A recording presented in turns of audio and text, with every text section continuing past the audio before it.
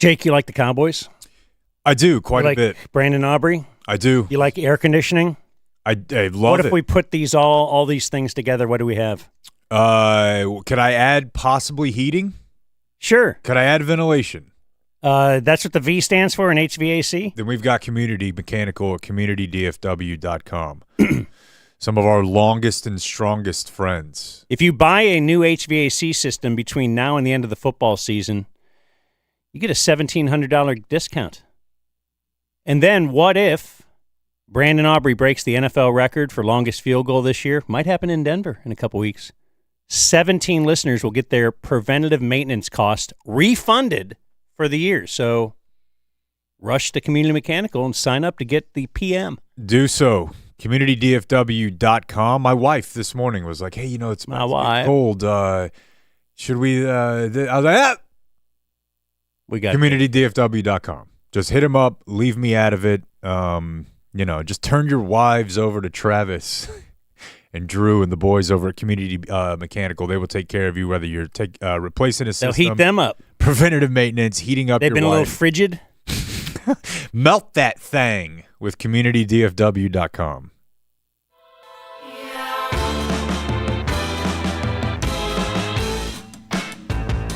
Meow.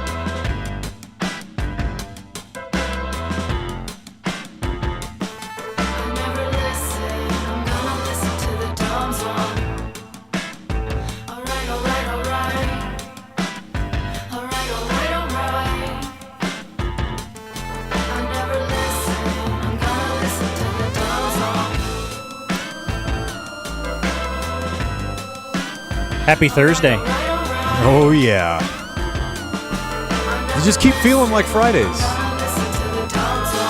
Really? Today feels like a Friday? A lot of them do for me, man. We got a remote looming tomorrow where we got to drive 1,000,000 miles, so today does not feel like a Friday to me. I know we got stuff to do tomorrow. I got stuff to do tonight. We grind every day, am I correct? If you're talking about yesterday, yeah. No days off. So do we have something to do Saturday? We do. We have something to do Sunday. Oh, we do. I'm so horny for the stream Sunday. Cowboys v. Washington Commanders. What are you going to call them? The Commies. Is there a tiny buzz? Oh, that's not in my ear anymore. Way to take it out. Was it me? I don't know. Yes? No? I don't think so. You're muted. Yeah, it's gone now. From you. Now it's gone. All right. Anyway. Got to play with it. Get a little buzz. Get a little buzz going. So, leading statement guy, and we don't have a lot of time for dicking around today. We got stuff to do. We got DeeZ Picks. We got viewer mail. We got Matt Bruenig. We have a sit-in here. Nico. So right away, not excited that there's a dude in here named Nico. Just call him by his last name. What is that? Pizzarello. I'm sure you've gotten that a lot. For real? Yeah. Oh, yeah. Pizzarello. Doesn't he look like it? Terrible time to be named Nico. Yeah. Yeah. He might have been the only Nico I knew before Nico. I don't recall knowing anyone named that growing up, but I have known this guy a while. Does Nico look different than the last time you saw him? Because he just told me he went to Game Day Men's Health and got the 10% off TRT. It's not just that he looks different. He just feels different. There was an aura, an energy. But, yeah, he also looks jacked. Yeah. GameDay.dumbzone.com. It's a small leading statement. Got a concert tonight. One of the few shows I will still go see. The band Turnstile. And I am going with... is that the one with the lead singer who in the 90s? No, this is a concert where you go get beat up at. Yes, but the answer, Dan, you're probably specifically speaking of the band Brand New, but there are many. It turns out that when I was 14 to 19 and going to see these bands of 27 to 30-year-olds, they were fucking all of the 13 and 14-year-olds. Well, they were all raised No way. They were all raised on music that was indicating that should be your desire. I know, and I feel like I've been raised on a culture that moves away from that, and that's one of our greatest accomplishments as a generation. But no, this is a band. They're young. They're young guys, but they sound like stuff we grew up listening to, and I've never been to a show as violent or as active in my life, even back in the heyday. It's insane. Like, you've got people coming out of the floor just busted, bleeding. Like, it's a massive mosh pit. There's constantly people jumping off the stage. We need you tomorrow. It is a battle in there. He's going to be sore tomorrow. Yeah, and so me, our good friend Chris Spinks, Jordan Richardson. Oh my! Blind Joss. We'll just kind of pass him around in the pit. This is like your parents-in-law. All of you can't go to that concert. And we'll all be dead. We can't lose all four. Sam Anderson, our good friend from Quaker City, he probably chills more than most. The Machine, the big man will be in the paint. Well, maybe y'all could take your own then. But here's the great thing about it, Dan. Not only, I think we'll be the oldest people there by a wide margin. But that pays benefits because it's an all-ages show, and it's at Panther Island Pavilion, which is outside. So this baby will be wrapped by 9 o'clock.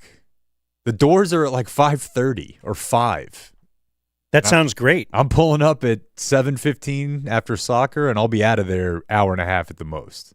Or you told me, because I'm considering going to a 3 o'clock comedy show this weekend. Turns out I will be there. I will be there as well. Nate Bargatze is doing a 3 o'clock show, and I'm like, what? 3 o'clock? Bro. Where? The AAC. AAC, oh, wow. Which he had to add a third show. He's doing Friday night and Saturday night. He sold out he added Oklahoma the City. 3 p.m.? Yeah. Excellent. So I may or may not go to that, but I'm leaning heavily towards it because if you're going to start making stuff at 3 o'clock, I'll just do everything. Dude, I mean, Jerry Seinfeld, of course. Jerry Seinfeld's great evidence of this. But if you can be funny, and like Nate Bargatze is a guy who will speak at your church, but his act's not about that. But if you can be funny and be clean, a kingdom of riches for you. Because like most of the church crowd, they're not going to see Chappelle. Yakov Smirnoff has proven that the funny part doesn't really matter. The morning comedy show can work. Is Dude Perfect opening or what? There's a lot of Nate Bargatze crossover with Dude Perfect, unfortunately. It just is what it is. You okay? If I hit it, I can get the buzz out. It's a only little open palm. Only in your ears, if that matters. Oh, really? Okay, good. Then I don't actually care about it. A little bit of a slap. There's always somebody talking in my head. We're heading into a busy stretch. I just wanted to look at this calendar for a moment. The lender. Mm-mm. No? No way, sorry. But the dumb zone, sorry. These no day off things, we're not kidding anymore. Just want you to feel for us. So, yeah, tomorrow we're going to somewhere called Pottsboro, Texas. Where the hell is that? I just know it's within 100 miles. It's not. It's like 69 miles, but it is an hour and 15. It's up there. That's all right. Minutos. That's book on tape. That's call Dad. It's Texas. If you're anywhere in Texas, we'll come to your house. Right? No. Texas is pretty small. Nope. Let's see. The guy. Saturday, perhaps an afternoon comedy show. I'm trying to get up earlier. Game stream Sunday. Can I keep going? Okay. What? Because I just realized I've got an even gnarlier scene here. What do you got? Yeah, you know me, man. Is this a pre-con check? After the stream Sunday night, I'm going to Fort Worth to go see James McDonald, the guy who opened for Shane when he was here, the Australian guy. What are you doing? After the stream? Oh, yeah. James McCann. James McCann, sorry. Yeah, the Black Israelite special. He's very, very funny. And, TC was like, you want to try it? After we get done at Dan's, I'm like, you bet your buns. Okay. You are grabbing life by the box. Then next week, we're doing you do it. 3 shows in Dallas. 2 at our Game Day Men's Health studio, where we are today. Power pack, too. Thursday morning, I've talked to Matt Grimm. And although you guys did say, hey, we'll leave whenever you want, I know what that really means. I know you're passive-aggressively saying, let's leave her. So I gave Matt Grimm a 6 a.m. leave time. What do you think of that? 6 a.m. We couldn't believe it, folks. We couldn't Are you on board? believe Because I figure we'll actually get taken off at 6:30. the commitment. Yeah, but if you said 7, it would have been 7:30, right? So the commitment, the sacrifice. It's what holds this thing together. Can I just spend the night if we're going to leave that early? You can absolutely spend Don't be the night. him. You can sleep in my bed. You quarter him. Why are we leaving so early? Because it's a long drive. If you want to leave later, I'm happy to as well. Jeez, I thought I was the guy adhering tried to does a favor for us. I'm trying to and you're adhere to the immediately group and like, okay, I'll leave when you guys want to, and then it's a 12-hour drive, dude. You lose an hour, so we're gonna get in.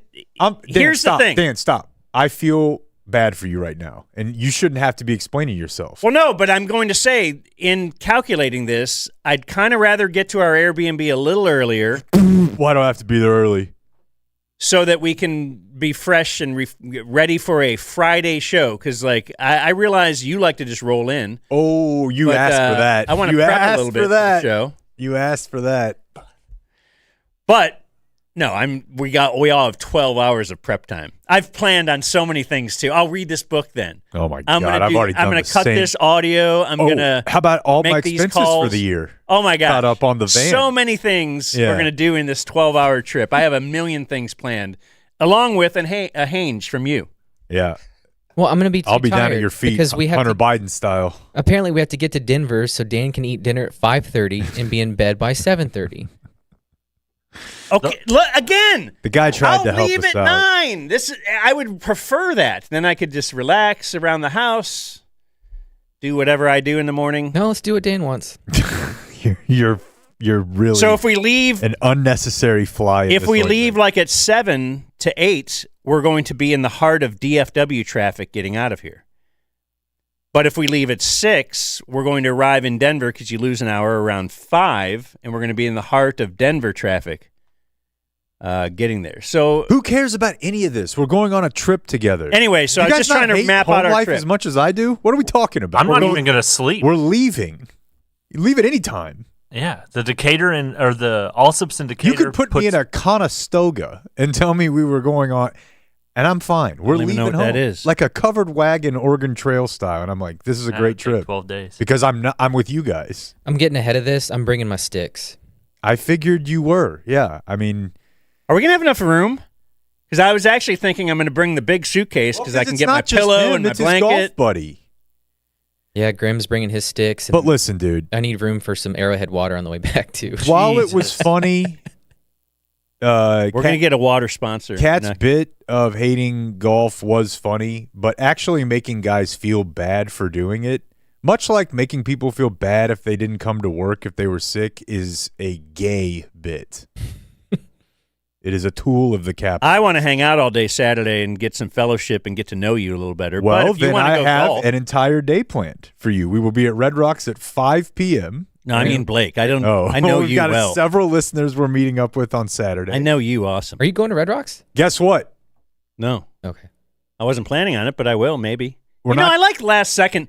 Like you guys want to plan everything 4 weeks in advance. When you were talking about Stavi day of, I'm like, you know what? I want to go. This is the worst. I went and I found a ticket real cheap, and I was sitting right in front of the guy. It was the best thing I ever did. This is like my. And you're dad, like, I got to buy. This is like cowboy tickets now. They're only $800 each. My dad. Oh, man. My dad meets a black guy at his He gym. wanted to buy cowboy tickets for like $500. He doesn't know how much NFL games cost. I told TC last night. I bet you wait till that morning. You can walk right in there, dude. I've been to Browns games where you can do it. Yeah. TC and I were talking about this last night and going over the weekend prices, and Dan lives in a different world. And he was also like, why would you want to spend that much money on a game? I'm like, you don't like going to games. No. A lot of people there.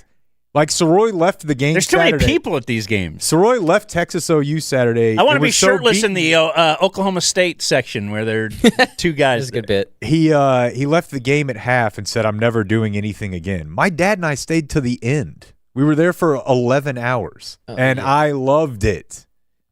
It's what I like to do. Did you guys to football. Sing Texas Rose of Texas or whatever you do at the end of it? There was 1 minute left. That's when he's like, concourse. Okay. But no. More on that later as we cover the Tortilla gate. Okay, so then we're going to Denver. We're broadcasting. I updated the... We're going to Insane Clown Posse. I thought you were doing that tonight. No, tonight's Turnstile. You're a jerk. What's the difference? We don't need to do Young Gravy. You said he's going to get beat up. Young Gravy, Young Fair Jeezy question. again. Did the clowns beat you up? I thought that was very that interested. kind of thing. I thought it'd be funny if we had Blake dress up as a juggalo to go to ICP. Like a little cute clown. Hey, guys. We wouldn't see him again. Like Keith from Gemstones type thing. This shirt is not as long as you think it is, bud. You remind me of Keith. That's what I'm saying. Yeah. That's cool. I like Keith. It's on our events page at dumbzone.com, but we're broadcasting from a place called Dive In, The Dive In. Rave reviews, dude. Their manager, Jason, tells me they have ping pong tables. Oh, ping pong show. If you're interested, maybe the Cowboys will swing by. Now, if you want to leave somewhere late, I probably predict or rather have the Tuesday we have to leave from Denver. But I know Matt Grimm on the road is a complete he's going to be very passive aggressive with trying to get me to leave at 2 a.m. so he can get back and have sex with the trucker. I know his game. One would hope. Yeah, and then we have a show Wednesday, Thursday, Friday, and then another game stream is going to be for Monday Night Football Cardinals. Look at all this stuff we're doing. Then we're going to be on Steve Noviello's show.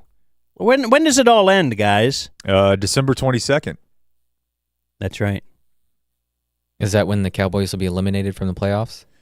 Well, no. I mean, I think at that point, Schotty will have been fired for 3 or 4 weeks, right? On y'all's timeline? 3. We're tentatively planning a 12-hour show that day. When? December 22nd. Put it in your Palm Pilot. Content and commerce. All right, let's get to some sports, Dan. And I think it should be probably brought to you by One Day Doors and Closets. Our old friends back. This is the holidays are approaching. Just make that a drop. Rapidly approaching. I'm going to start every spot with that for the next 2.5 months. Absolutely. But maybe you have people you're looking to entertain. You got family coming in, and they're all, this house sucks. Why don't you clean more? Replace your doors. Do the new door thing, and then just see if they know why it looks so great. It's like you get a little new haircut. And Did you guys remodel this whole place? What's different about you? You gut it? You flip this? Yeah. And you're like, no, I just replaced all my doors. And I did it with One Day Doors and Closets, onedaytexas.com/promo30. That is the deal that they have running for you to buy one, get 2 doors. Oh, sweet. Yeah. BOGO. Yeah. So they don't have some guy there like eyeballing it and then putting his thumb up and closing one eye. And then Right. He doesn't bring in his... They have advanced 3D measuring technology to make a digital blueprint of your frames. Then they custom cut the doors right there on site to fit those frames. It's very cool. It's, as opposed to going to a big box store, you're also going to save money as opposed to a big box store. So yeah, maybe you do this for your house. Maybe it's something that you give someone as a gift. Say, hey, I heard about this company. I think you'd love it in your home. Oh, the holidays are approaching. Rapidly. I forgot. onedaytexas.com/promo30 to buy 1 door and get 2 doors. One of them will be free. Right. onedaytexas.com/promo30. They could just say it's a half price sale. 30. Right? A couple different things we want to get to here. I'm obsessed with George Pickens. GP. You know what he feels like to me? Like when the Mavericks got Kyrie, not when they got Luka. Because I just had never seen a player like that in a Maverick uniform before. Luka is, I'm not saying it's just a race thing, but it's like the way they play. Your scouting report heading into it was very similar. Very, very similar. Like, I don't know what to make of this guy, and that may still be in there somewhere. Blow up another room. Like, I think Kyrie is fully a different person, age-wise. Also, is a big part of it. Pickens is still young. I mean, if you can't be coached by a legend like Mike Tomlin or Mike Brown, like who can coach you? Schotty. So Schotty, speaking of Schotty, had a funny quote when asked about GP the other day. Give us a drop. Well, let's make sure this will work, Blake. Seems like he's playing full of joy. It's just the fun, the joy he plays with. He loves football. I would put him up against anybody in this league about how much he loves football. How you going to track that? Wow. How are you going to track that? I'm going to go to Wikipedia. And he doesn't always love Wednesdays and Thursdays, but he works his ass off on the practice field. He loves being on the grass. And, I love the energy and juice he brings to our football team. It is infectious, and I would never say receivers are unstoppable, but damn, he's pretty good. So obviously we're loving If this thing Schotty blows talk. up, they will go back and listen to all these Schotties and be like, all these times when he's like, maybe he's late to meetings. Yeah, it's not the first time he's It's said all this. fun when things are going great. Sure. But I love-hate the way Schotty talks. There's a bit of a code switchy, but he also he's a football. He's been around football his whole life. He thinks he's cool. That's a Just very ask him, just important ask him. thing. Yeah. And that little part in there, Anybody in this league about how much he loves football. And he doesn't always love Wednesdays and Thursdays. Oh. Yes, Queen. That's film study, right? I'm super excited about seeing Pickens and CD out there together. I know they can't play defense, but who is the the best defense might who's be a the good best offense. wide receiver two the Cowboys have had in your lifetime? CeeDee Lamb. Under who? Amari? Yeah. Yeah, or Amari. Yeah, both those guys, Yeah, whoever he's was 1 and 2, right? So that was maybe for 2 years of full. And before that, it was like Terrence Williams. Now, you always had Witten, but Alvin Harper was a good player who is storied in Cowboys. But then But go you back couldn't- through that. Right. Yeah. You wouldn't go to another team and all of a sudden he's dominating too. Right, or you lose Irvin, and now it's Alvin Harper's time to take over for 3 or 4 games. I'm not saying he never made plays, but this is a different level here. And it just, when you have Dak, I think it's virtually unstoppable, but we know that. I have a Schotty / Pickens thing. It's really more Schotty, but I was listening to the press conference today, and there was a question about George Pickens, but then Schotty took it and ran with it in the way that Schotty does. And anytime I listen to these now, I'm imagining, what would Mike Tomlin say? If you remember his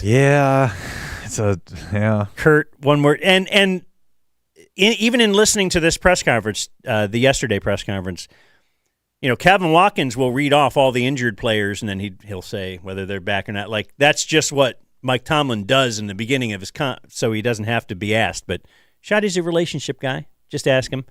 Anyway. Joe. Joe Hoyt, Dallas Morning News. George Pickens seemingly has a handshake with everyone. Does he have a handshake with you? What do you think? Of course. Yeah, we not only, of course. What a great question. Somehow in here, was that Nick? Somehow. No, Joe Hoyt. Okay, somehow in here we're going to have shooting baskets or hoops or something. I try to keep up with these guys on their handshakes, but they're really confusing, and they go fast. Who? So, no. I think they probably feel like I'm a lost hope when it comes to the dap and this and that, and they do all those things. So I kind of leave that to them. But my daughter and I have one. That's kind of cool. Yeah. You think that's cool? Yeah. I think it's cool to have one. I don't think it's cool to tell anybody. I mean, right. I do a lot of gay stuff at home that I am not. I won't share it with you guys, but no one was. That's asking. another. He loves to do that, Dude. Wasn't going to follow up. I got to watch that now because that's a constant theme. Is he has different things he will say, but then I won't share that with you. Mm-hmm. We got this huge scheme, the way we're going to attack the Not going to tell you though. Yeah, we may have changed our cadence. Not going to tell you Not about gonna that. tell you guys about that. I won't share it with you guys, but I'll start with that. Maybe get one with my wife, and then trending toward. Guyton asked me to do one, and I messed it up, and so he's like, "No, we're not doing any more Schotty." I'm like, "Okay." So I think a few of them have tried, and I haven't handled it very well. So the point there is 1 second, Mike Tomlin 1 second, Bill Belichick stare, just not even. There wouldn't even be a syllable. Schotty can give you 40 seconds on the handshake. Yeah, that's he's thorough, he's intentional, and he answered that question to the best of his ability. Couple other Schotty quick hits while we're here. Punching. I'm not a coach that talks a lot about here's Dan Quinn and here's Cliff Kingsbury and Joe Witt, and I don't go into all that stuff. Why? It's about us. Wow, that was a big one. That was one of the best we've ever had. Was asked about. Oh, well, you'll hear the question here by John Machota. This will be your first 325 game. Probably have to navigate through some sun there. How much are you looking forward to that? Yeah. Well, I've been here for a little while, and I've heard about it. Sniff, cocky sniff there. Hey, look, we really Pause do. it. I mean, heard about. Hey, can I stop sun. you real quick there, Schotty? What were you doing? The first year I was a consultant. Okay, well, how much did the sun factor into your day-to-day on game day there? Well, not really at all. I was a consultant. All right, after that, you were the offensive coordinator. So you're telling me that you had a lot of decisions to make regarding the sun when you were calling the plays? No, you wouldn't call him. I wasn't actually calling the plays either. Okay. Well, then in what way has this been an issue for you at all? I've heard about it. Hey, look, we really do. I mean, if you guys could see the process and plan that we have in place to figure it out. I mean, we have satellite imaging. We have pictures of the sun when it's coming down, and so there's a big plan and a process. But I think when you look historically at what's happened, it really hasn't affected many situations. Hey, get down here, dude. Dak is waiting on the third down sun images. We have satellite imaging. What are you? This is NASA, bitch. We have 3D satellite imaging. I'm marking this.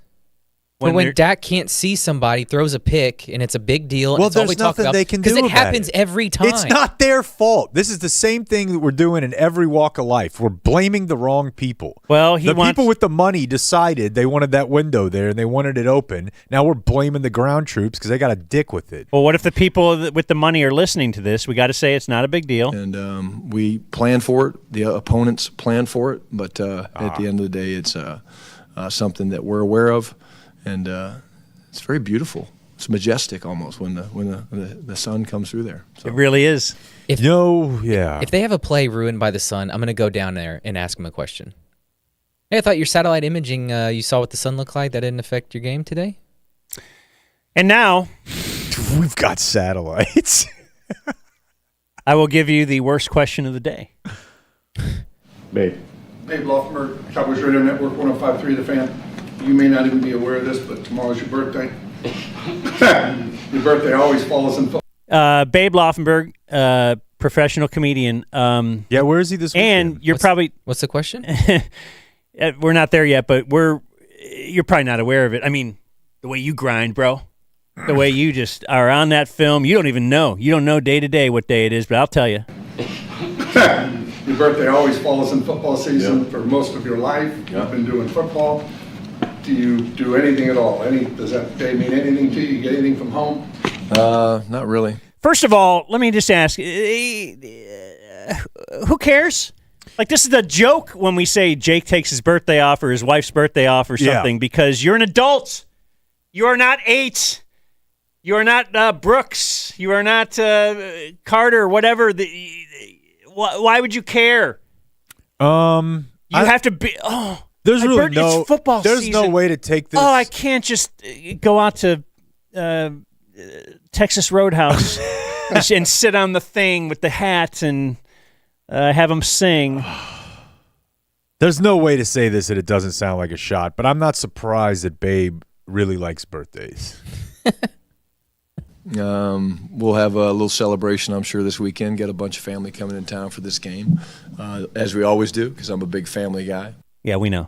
But no, not really. But on the flip side, I get a get out of jail free card when it's my wife's birthday in November, because it's football season. And so, I use my mom, my mother-in-law, my sister-in-law. They kind of go out and thank you, Joy. Joy, we need to be thinking about this wherever you are, because she's going to want something really nice this year.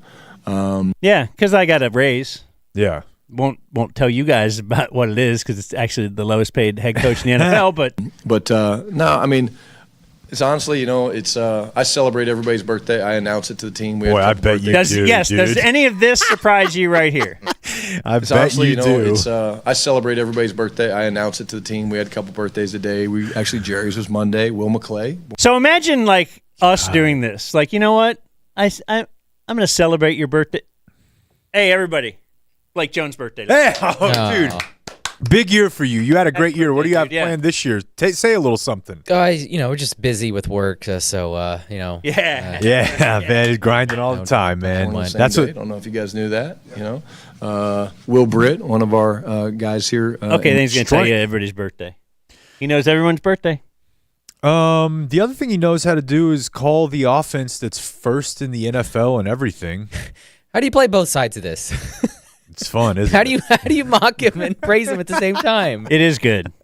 It is good work. I don't always love Wednesdays, Thursdays.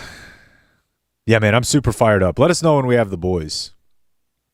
Well, right now, we can at least mention that fairlease.org Oh, no doubt. could be a place for you to go buy a vehicle. Where do you have to go? You don't really have The to go dealership. anywhere. Where are you? Where you are right now? That's the dealership. Yeah. They're affiliated with the Texas Credit Union. That means that working with Fair Lease, that goes back into our local communities, schools, and charities. And the upshot of this is they will do this, as Dan said, right there online. You don't have to go anywhere. There is no dealership. They'll deliver the car to you. You got a car to sell, they'll buy it, whether you decide to buy a car or lease a car from them or not. So if you got an upside-down lease, they'll help you get out of that. Perhaps you're in the commercial game. You're looking for a fleet. They can help you like they did our friends at Community Mechanical. Save money doing it that way with Fair Lease. The website is fairlease.org. You can select the click request a quote and then select the dumb zone. That's us. On the How Did You Hear About Us page. That part's important. Fairlease.org. Tell them the dumb zone sent you. Okay. Well, let's fire it up then. Ladies and gentlemen, boys and girls, children of all ages, it is time for DeeZ Picks.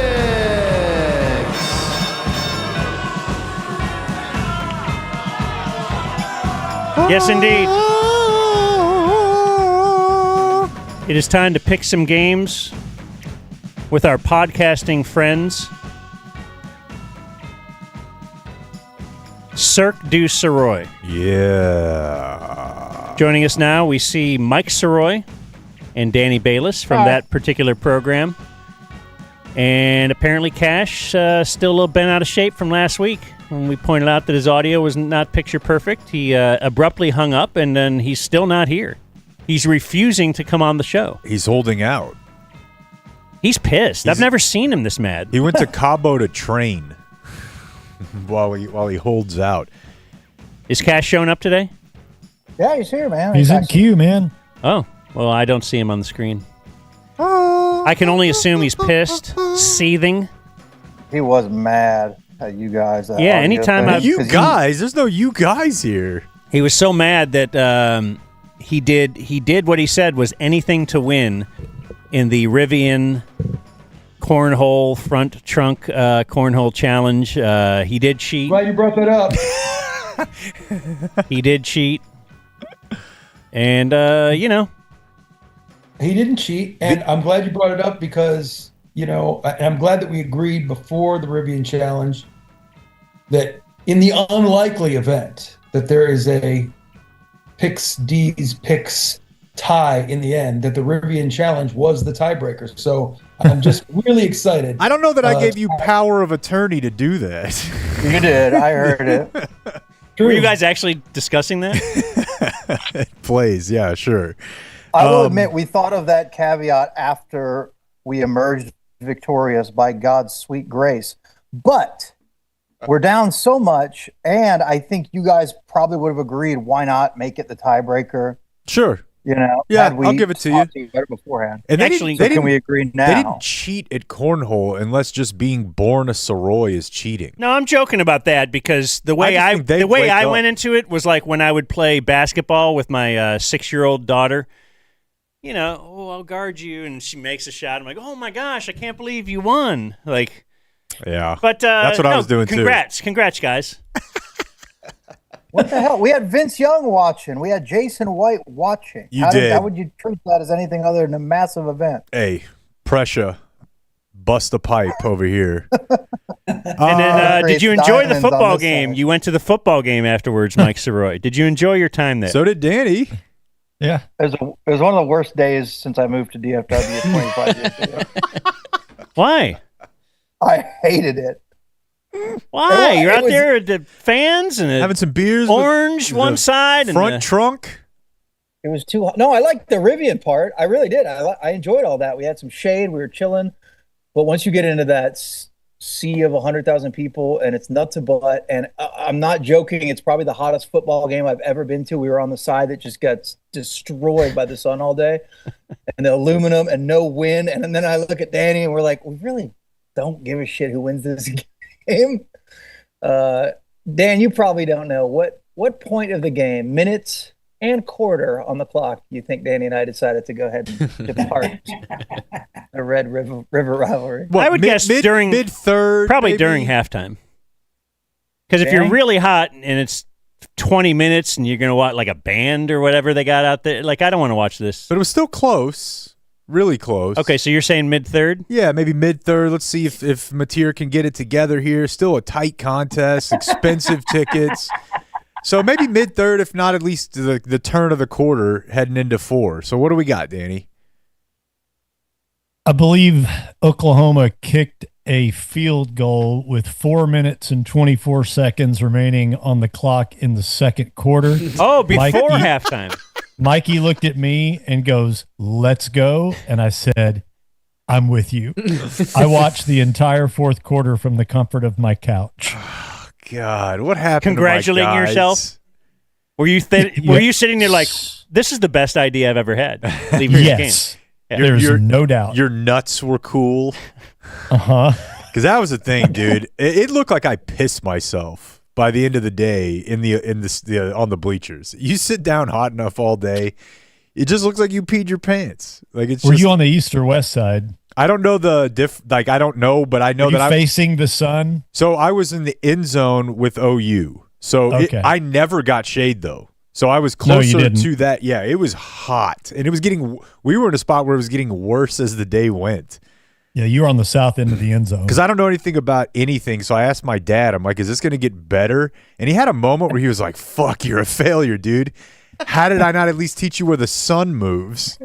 And he was like, nah, bud, it's going to get a lot hotter. It's a tough one. I'm perplexed myself going to park, like the same place I go almost, every couple days, the gym or whatever. It's like, where's the sun going now? Like, where should I park? Yep. This side of the tree or this side? You'd think I'd learn. Yeah. Hey, Dude, I'm so dumb. Every time that comes up, I literally in my head say, Asia, the land of the rising sun, the far east. Dude. Like I have to go through that whole sentence. Well, then you got to remember figure out that where the sun- east is. Well, I just know set's west. it's the far That's east. the only way I know is that, look, we're setting west. But payoff idea. Did you guys see the goalie at the Stars game? Yeah. Apparently he's done it a couple times. I'm not exactly sure the bit. If you didn't see it, it's a guy dressed in full goalie gear, like with goalie stick, blocker, the whole thing. And he's sitting in a mid seat, like he's sitting not at the glass and not all the way at the top. Like he's in the He's mix. got to deal with about 30 rows of stairs. He's got to slide by, decide if he wants to go front or back of hockey pants. So I don't know that we could just straight jack that, but we were kicking around like going to a state title game, like the big one this year at AT&T. Ted Emmerich's on the call, and it's 3 of you in full football uniform. Or is it better to do the full hockey uniform at a football game? That would also Because it's just way more confusing. Yeah, I don't know if you need 3 goalies, but 3 hockey. What about players would hockey be great. uniform to dinner? Like you guys wanted to do dinner with a because blow-up doll. Yeah, let's keep all these ideas together. You take a real doll, a blow-up doll to the state title game, so you're sitting with the parents. Okay, no. Wearing hockey gear. Yeah, with a bee with bees all over you. Instead of a hockey helmet, you have a bee helmet for 24 hours with an inflatable woman. Right, and every time a bee stings you, you can take an hour off the challenge inside the Whataburger. Yes. But I don't know. I think trying to get on TV would be funny. Like if there's a local bowl game that kind of sucks, and you just have 3 guys dressed as like the '90s Philadelphia Flyers in the crowd, I think that'd be funny. So let's keep adding. I like hockey at the high school game. That's good. You mentioned hockey jerseys. We had this one on the table, Cash, for a Cirque bet payoff. And mind you, neither of us have ever skateboarded, but the loser would have to wear a full, like Dallas Stars, like protective outfit and drop into the ramp at a skate park. Dude, drop into the half pipe. Dude, like, I remember that was like the big step. And it is you're gonna fall right on your face. You just fall flat over. There's no drop in. Right. Yeah, that dressed as Mike Ribeiro. It's pretty good. It's pretty good. Now, what are the standings? Don't worry about that. So Jake doesn't know that he is in first place. Look at all that green. When it comes to our individuals, Jake last week went 5-5. It's just missing that triple play, man. I know. All the triple play. Anyway, you are, so how many games have we picked? 60 games. You have 37 correct. Followed by Mike Siroy at 34. Then me at 32. 25 wins for Danny Bayless. 22 for Blake. 22 and 38, Blake. What are we doing? Horrible. I'll tell you what he's doing right now is he's wearing a hockey mask full of bees. Mm-hmm. Based on relegation. And Cash Siroy is below Blake, 21 and 39. And yes, the standings did not move when it comes to Dumb Zone versus Cirque. Still an 11-game gap.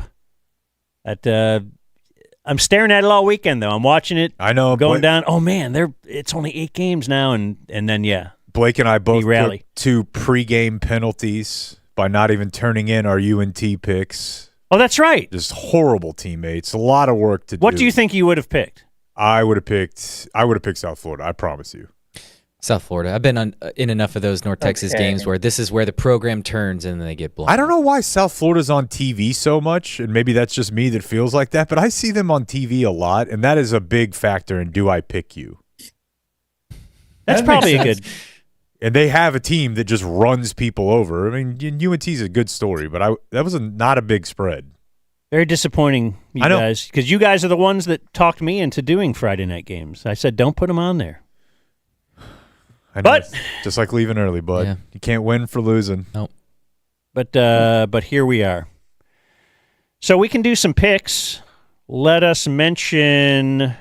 What do you want to mention? Oh, let's just plug Lone Star Beer right here. Lone Star Beer, Lone Star Light. You know, when we do the game watching parties, we always have Lone Star Beer and Lone Star Light, and they sell merch. They do. I'm a big fan of the merch. They always have new collections dropping. They got a poncho collab. They got a bunch of stuff that you need to check out at Lone Star. Is it LoneStarBeer.com? I just know the promo code is DumbZone21, 21% off merch. You know, Danny, the holidays are rapidly approaching. That's right. Buy your loved one a Lone Star beer. Give gifts. You know, a 12-pack would be nice. Collabs. What about a 5-pack? Like you drink one. And then you give her a... Yeah, who would ever do that? LoneStarBeer.com. Promo code is DumbZone21. Get you some merch, man. And also, if you go to any of a fill-in-the-blank number of taco joint locations in DFW, you mentioned the Cirque Du Sirois boys, and you get a free queso. That's right. There you go. And queso. I don't care about not our advertiser. What are we doing here? I don't care about Cirque Du Sirois. Here's what I care about. People getting free taco joint queso. It's a public service. I know, but we've got enough spots today, and now all of a sudden we're going to do Sirois spots too? Again, the promo code is Cirque Du Sirois at tacojoint.com for a free. All right, you guys owe us a Lone Star Beer plug. Yeah. It's only fair. Yep. God, we love Lone Star Beer. Delicious. Let's I see was just real quick. You guys dressed as medieval knights and went to a hockey game. That's the funniest effing thing, maybe of all time. Yeah. What about? Isn't that the one like get out of here? Hey, get out! Yeah, we didn't just go to a hockey game. Were you guys in the stands? I know you were in the press, like the which is way worse. Yeah, no, we went in the stands, and then I went in the locker room. I knew that, which is, obviously a level of kicked out immediately by Barry Trotz, who I remember watching like a documentary on HBO. Was that what it was? They like used to do 24/7 with hockey. Yeah, like following them during the season, and Barry Trotz was like one of the biggest red asses in hockey. So and then funny, imagine me and Groobs walking in to talk to Gretzky after like a loss. No, Gretzky wasn't around. I don't think. Oh, there was. No, dude, I didn't get past Barry Trotz. Okay, because he came charging over to us like, "What is this? What is this?" 2 years later, and I remember it was like Stretch's first day as. Oh God, that is so. And as media guy, and I was going to walk in to the coach's press conference. He's like, "Don't do it, please don't do it today." Please, Dan. Please, Dan. And I go, "Okay, please." A couple years later, the back of the Stars press pass said all sorts of stuff, including not allowed dressing as medieval knights and entering the visiting locker room. Yeah. They added stipulations. So who's up first? Well, anyway, you know who's up first because we pick from first to worst. So what we have to do here on the air and off the air, we will publish these things at various places like Twitter and whatnot. Maybe even on our website. Do we have DeeZ Picks up on the website? Yeah, we do. All right. So go to dumbzone.com or to Taco Joint. I don't know, whatever you want them to do, Jake. But yeah, on the air, you have to pick your the Cowboy game. It is Washington, Pat, at the Cowboys. Washington favored by 1.5. The disrespect that they have for Schotty. Yeah, and all those dinners they had in the preseason. You think Dan Quinn's having dinner with players? Absolutely just if he does, it's just raw steak. All the birthday cakes. Yeah, Schotty's and up, your boys? triple play, Hey, whatever what's your triple play is. And I'd like to say, well, I'll do this on my pick then because I want to play a little game and see if anybody jumps. But Jake, you get to go first because you are first. I bet he does bring little cakes. Like it's Tyler Guyton. Everybody got him a buntini. What's in the box? Nothing. Bunt cake. Bunt cake. Yeah. Yeah. I am not going to triple play the Cowboys for two reasons. The one I mentioned last week, it feels like it signals give up in the segment, but also confidence certainly waning. Not gone. I still have them as a playoff team. I think that they can. I think this will be the best defensive performance of the year. How about that? Because Jaden Daniels struggles against zone. This may be the one time where their inability to change up the game plan works in their favor. So I will take the Cowboys, but without a triple play. I do like the idea of taking Arkansas on the points. How many is it, Blake? 7.5. Arkansas hosting Texas A&M. Ooh. And it feels like Texas A&M is good, but not as good as like ranked 6th. They will give up runs on you. A&M has trouble stopping the run, and Arkansas only does one thing, run the ball. Bobby Petrino is Arkansas's coach somehow, Dan. You have it at 8 on here. Oh, really? Okay. Is that what you want? I don't know if we're going with today's or last night's or whatever. But whatever the spreadsheet. Have we been tracking the return of Bobby Petrino? No. Wait, where is he? He's the head coach at Arkansas again. Wow. Yeah. They fired. How did I miss all that? They fired Tits McGee in the middle of the season. Sam Pittman. Bobby Petrino. He was the OC as of last year, and they have now elevated him back. We got to replay that audio sometime. Support our coach. That was great. But I'm not taking that. I am going to continue to ride with my Trojans. USC, Jared told us, ain't played nobody. They lost by 2 to Illinois. They beat the shit out of Michigan last week. They are for real, and they are getting 9.5 at home. No, at excuse Notre me, Dame. on the road against Notre Dame. Best corner in the entire country, best receiver in the entire country. Matchup on matchup. I love it, but 9.5 points. Give me the Trojans all day, every day for my triple play. This is what I'm going to play when I make my triples now. Nothing bad can happen. It can only good happen. Okay. Hey, Jake. Yeah. Hey, Jake. Great pick. Thanks, bud. I love it. Even from the cellar, I'll take it. He's going to come. He's going to come around. So Mike Soroy is up next, but I want to just throw this out there and play a game I like to call Are You a Pussy? Whoa. Do we have an open? We do not. Oh. Let me get on that real quick. Okay. But because I was going to propose, it's very rare that we would ever have this opportunity when we see two guys matched up very close in the standings and their childhood teams are playing each other. Ooh. Their childhood teams both suck. So would you want to go head-to-head in a triple play, my childhood team versus your childhood team, or are you a pussy? And now.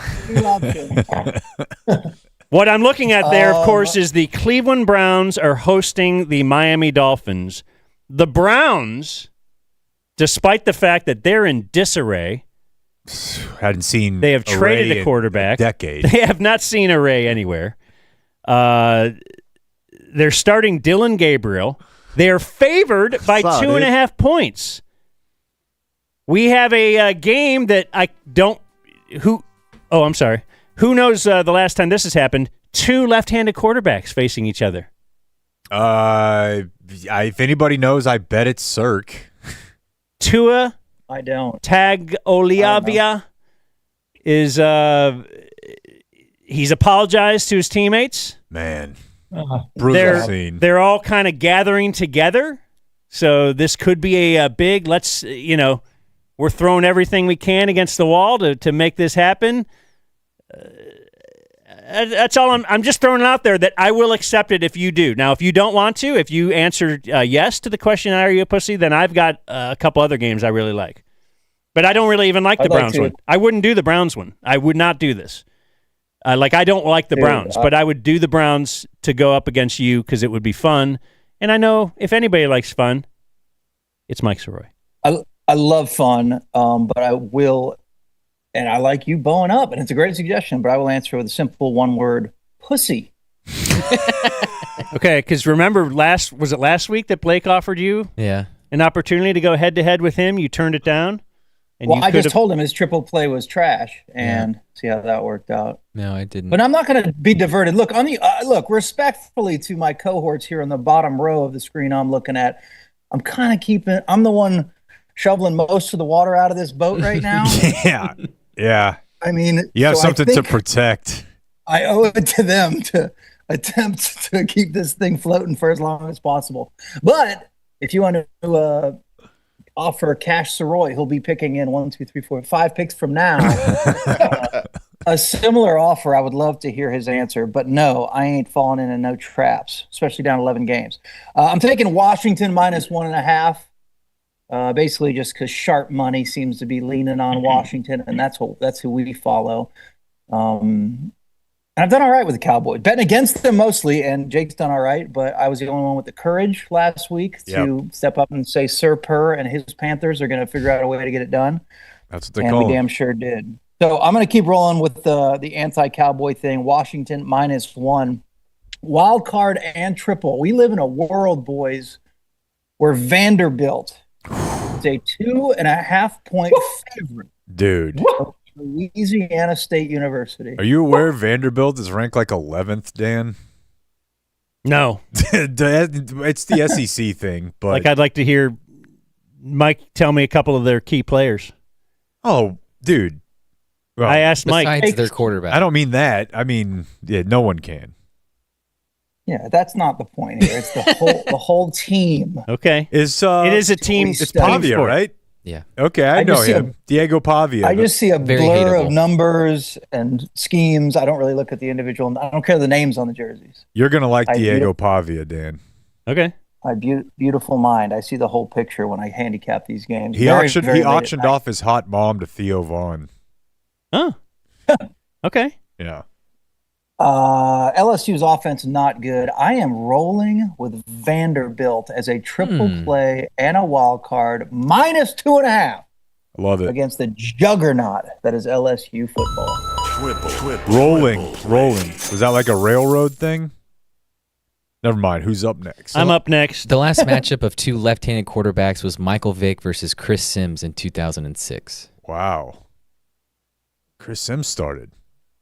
Okay. Yeah. For who? The Bucks. Bucks, maybe? Yeah. Okay.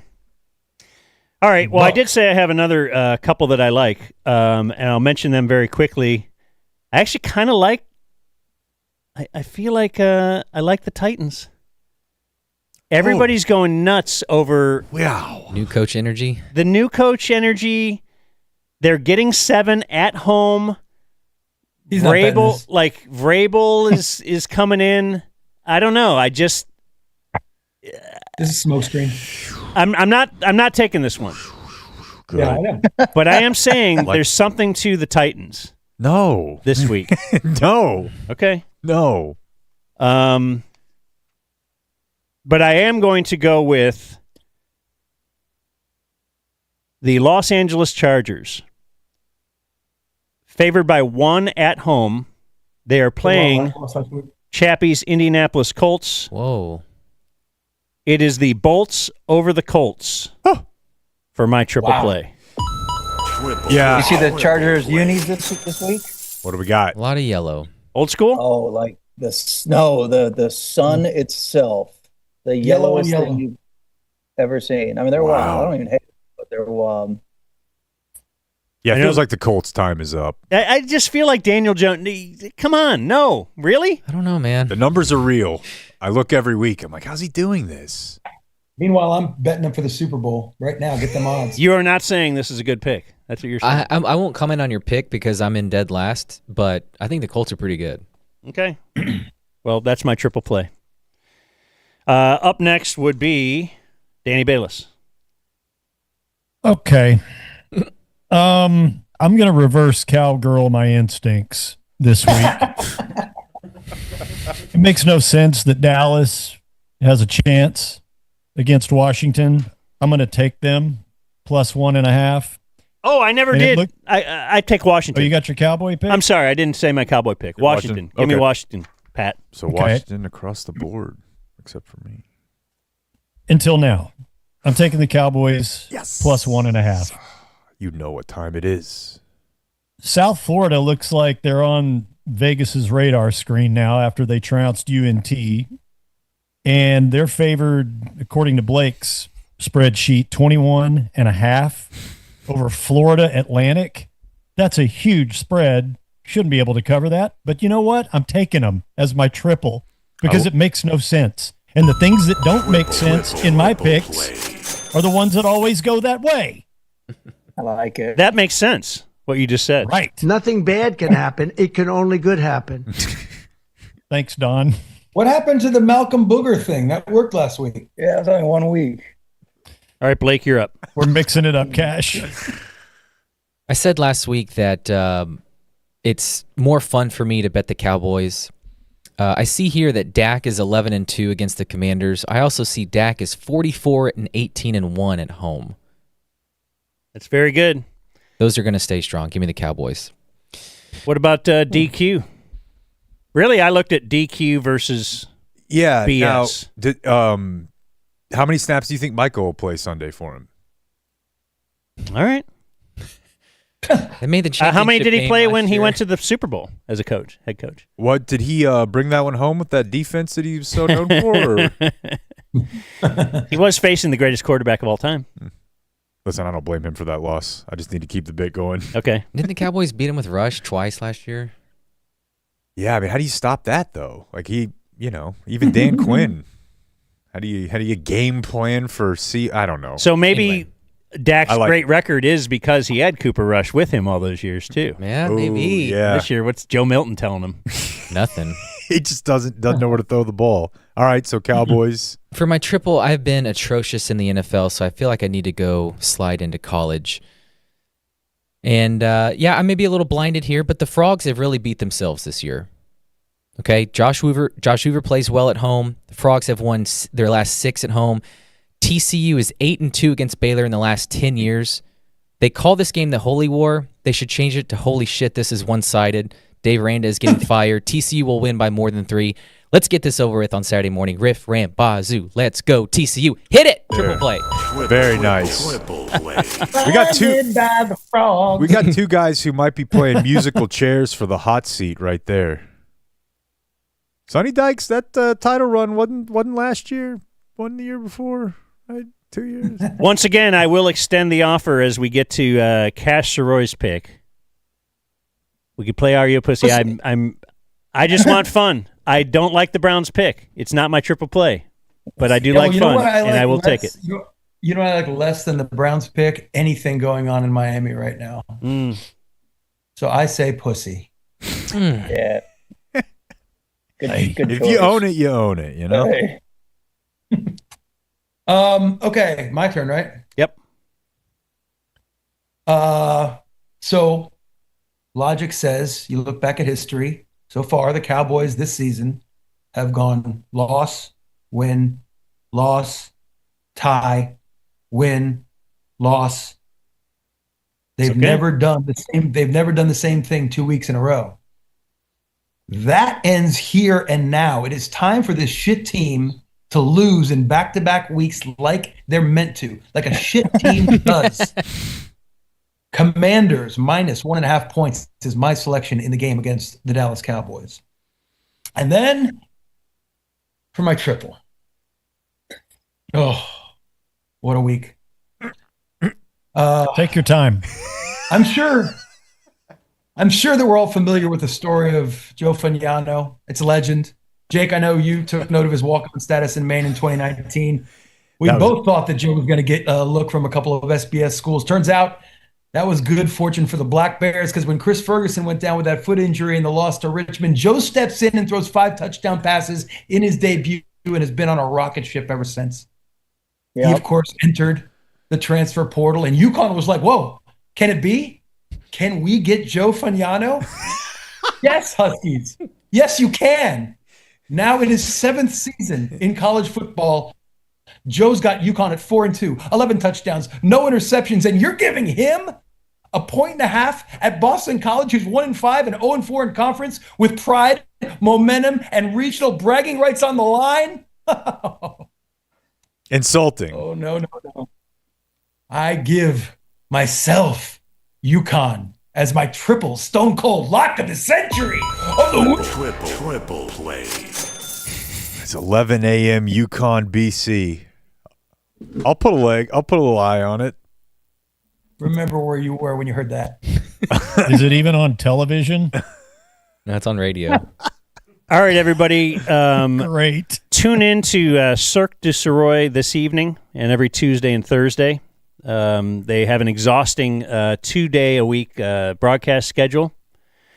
And go to LoneStarBeer.com. Do not go to the taco joint. And that's it. Have fun, guys. So. Bye, guys. Hey, Spencer Dinwiddie got cut. Oh, no. Oh. Whoa. Not Dinwiddie. Not Dinwiddie. I don't know what that is. Yeah. I don't acknowledge that at all. Yeah. You know what I do know? FlooringDirect.com. The holidays are fast approaching. Flooring Direct DFW. What is that website that they have special for us? .com/DZ. FlooringDirectDFW.com/DZ, where you can find information at length of what we're about to tell you. Really. Well, yeah, that's where you can sign up and stuff. Get a free visit. They'll come out to your house. They'll come direct to you. Get it? And they'll bring their samples and whatnot. They bring the store to you. FlooringDirectDFW.com/DZ. And the copy even says, holiday time is upon us. It really is. You weren't kidding. It really is. And you could spruce up your home's look for the family visits, dinners, and parties with Flooring Direct's best offer ever. Offering up to 40% off on select installed flooring. Let's see here. In-stock carpet starting at just $1.99. Installed with pad. They don't have the non-pad carpet. They'll come out. They'll move the furniture for you. They'll move it back. Whatever their estimate is, they stick to that. And they're local. DFW owned, DFW based, DFW proud. You're going to let your brother or your brother-in-law walk into your house and slight you on your floors? Don't. Flooring Direct. Come on, Blake. Get another one up on your DZ. Your crappy brother-in-laws. They can walk in and eat off these floors. Yeah. They're so clean. And they'll have it all hook up with them right now. They will, for the carpet, they will guarantee your in-stock carpet is installed in time for Thanksgiving dinner, or they'll pay you $500. How about that? Family first at flooringdirectdfw.com/DZ. More sports. Right?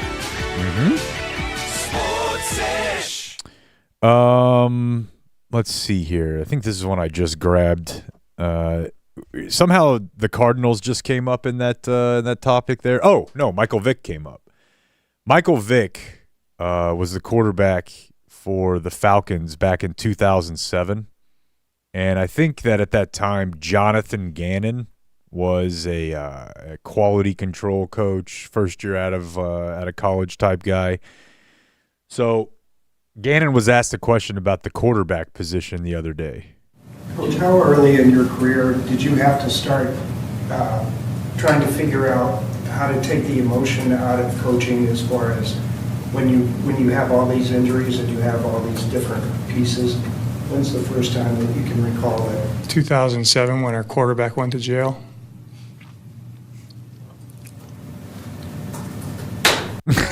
It's just a pin drop. Okay, yeah. That would be a time of adversity for sure. Yeah, well, this one's a little, you can have a collection of injuries. That's probably a problem. But if your franchise quarterback goes to jail, he didn't say when he missed the season. Pieces. When's the first time that you can recall that? 2007, when our quarterback went to jail. It's just such a matter of fact. Okay, yeah. And, will Dave Mercado be getting carries this week? Or, I don't know how you even – right. I don't even know how you keep going. The Tua thing was interesting. Oh, here, I want to do this. I have an idea for a new segment. But for us to get it – Are you a pussy? No, that's great, though, and I already have an open that I've been working on here. Let's see. How does this sound? This is just Schotty. And now it is time for Are You a Pussy? Okay. I have an idea for a segment. We used to do something called Who's Got It Better Than Us, where we would go around the league, whoever the Cowboys' opponent was. It was kind of a Kemp Spin precursor almost, where it's like, hey, the Cowboys, they got it. Here's a new Jones kid. Here's a new sexual assault case. Here's a new this, a new that, a new this. And if you look at the NFL week to week, pretty much every franchise has stuff constantly going on where you're like, what the hell? I didn't know about that. I forgot about that. This is in that same vein. But to get the segment off the ground, I have to play a clip for you from what I consider to be the greatest comedy special of all time, which is The Kings of Comedy. Not the first one, the black one. With Cedric the Entertainer, Bernie Mac, D.O. Hughley, and emceed by Steve Harvey. And they're in Charlotte, North Carolina. And this is right around the time that Ray Caruth had gotten himself into a whole heap of trouble. So I'm going to play you just the very start of this bit. Ray Caruth, killed his pregnant girlfriend? He did. She wouldn't have an abortion? He might have also hired someone, but he did. Yeah, and the kid lived and is still alive, I believe. Yes, but deals with real messed up. Real messed up, I think, is the diagnosis. So I got to play you this so we can get to the name of the segment. Y'all had a lot of good stuff happening in Charlotte. Your football team had a pretty decent season. That's all right. Give him a hand. You know, so y'all just got the football team a few years ago. Now you sitting there like it's been a part of the city for 30 damn years. I say football team, y'all. Your country ass ought to be glad you got a football team. Here's the segment. Ain't no need to boo at me. Y'all need some laughs, because I tell you right now, all the news about your football team ain't been good news. So he then does an entire 3-minute Ray Caruth bit, which is great. I highly recommend that while you're in your Family Feud phase, you go back and watch this. I'm not a D.L. Hughley fan. He destroys. It's well produced because they've got crowd shots, but all the news about your football team ain't been good news. I feel like it's a weekly look at the NFL for just how much worse so many situations are. Obviously, Brian Callahan is a story we need to follow up on. The man who did not know that an elbow equals 2 feet. He's been fired.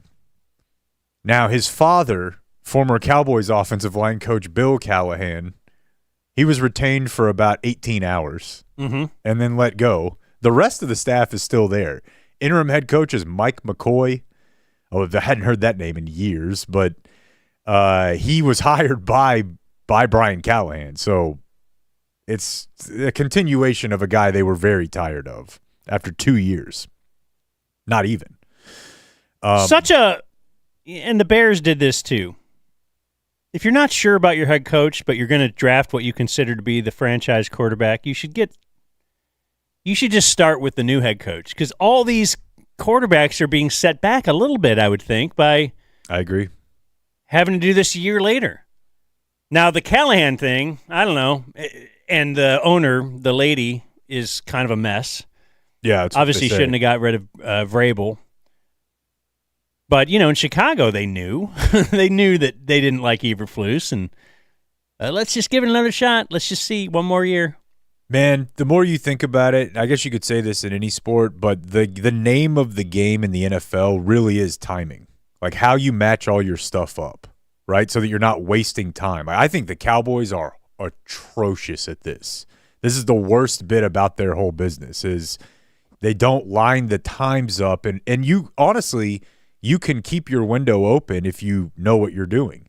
The Cowboys just don't line it up properly, as evidenced by the fact that they traded their best player a week before the season, the sort of thing you would have to have a year of planning in place to absorb. Yeah. Not because you got pissed off. So Brian Callahan got fired. I read a little bit about some of the problems they had there. It wasn't just the elbow 2 feet thing. They lined up to kick a 57-yard field goal in week 2. He couldn't get the play in, took a delay of game, and then they missed the ensuing. And it was after like a timeout too. After a timeout, the delay of game was after a timeout. Yeah. End of game type situation that makes it a 62-yarder. It gets blocked. Panthers fans were upset. Panthers fans. Titans fans were pissed that when they were down 26-0 to the Texans a couple weeks ago, they were backed up inside their own 5 with a minute and a half to go, and they just ran Pollard 3 times into the line, which out there they're like, it's like we were with Zeke. Why are you just beating this guy's body up down 30 points at the end of a game? So they're way out on him. His dad gets fired a day and a half later. And then the other one I wanted to discuss was the Dolphins. Like, the Tua thing is, I don't know. Here's a little bit of him having to come back after. He said in his postgame, leadership is a problem here. We have guys who are showing up late or not showing up at all to player-only meetings, and it just goes to speak of the structure and the leadership of this team. So seemingly he was there criticizing like the coaching, yet, probably the GM. It's like, if you're calling a players-only meeting, I would point at the supposed leader of the players, which would be the quarterback. Especially if you're not like on your rookie deal, right? Yeah, you've been paid quite a lot. So here's just a little bit of Tua. Right, so I think there's a blame game in here. As a leader of this team, of the Miami Dolphins, the comments that had been said I would say I've made a mistake, and I'm owning up to that right now. I've talked to guys on the team about it, talked to the leaders about it, and that they know my heart. They know that. How often do you hear a politician? I know I said that slur, or I said this. That's anybody who knows me knows it's not what's in my heart.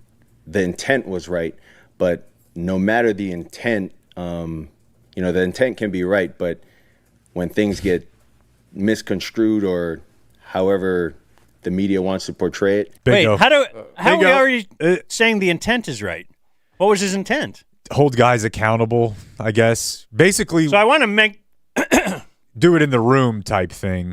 I want to make sure you know I was right what I did. I was right, and really, it's kind of silly that I even am apologizing, because what this comes down to, the intent was right, but no matter the intent, the intent can be right, but when things get misconstrued or however the media wants to portray it. They just said what you said.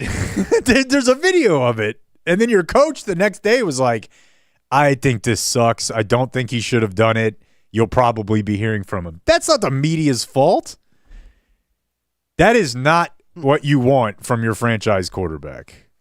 And that's this week in all the news about your football team. This is what he said after they wrote it. Oh, yeah. Wrote it out for him. Right. There you go. So, go Cowboys. Blake?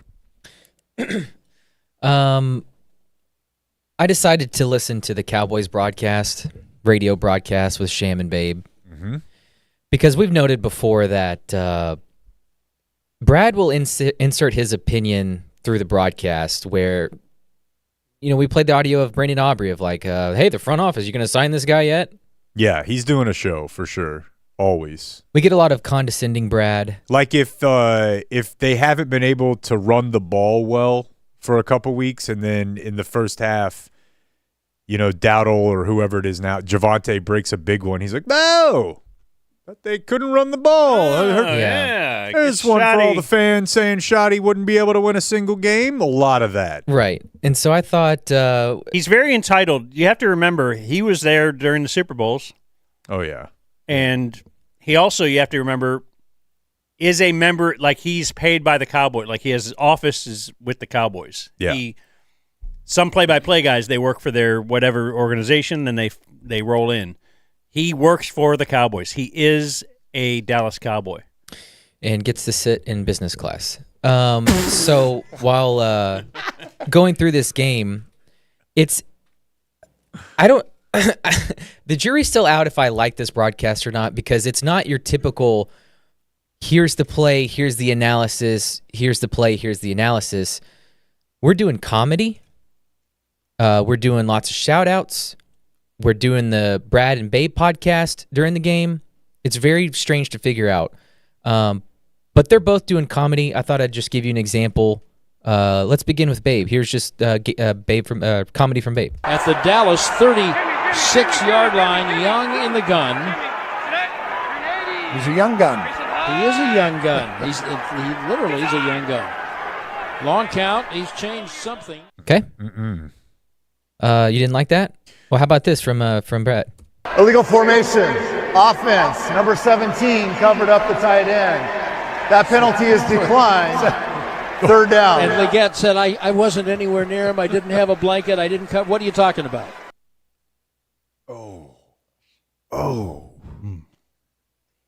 So that's what you're missing out on by not listening to the Cowboys Radio Network.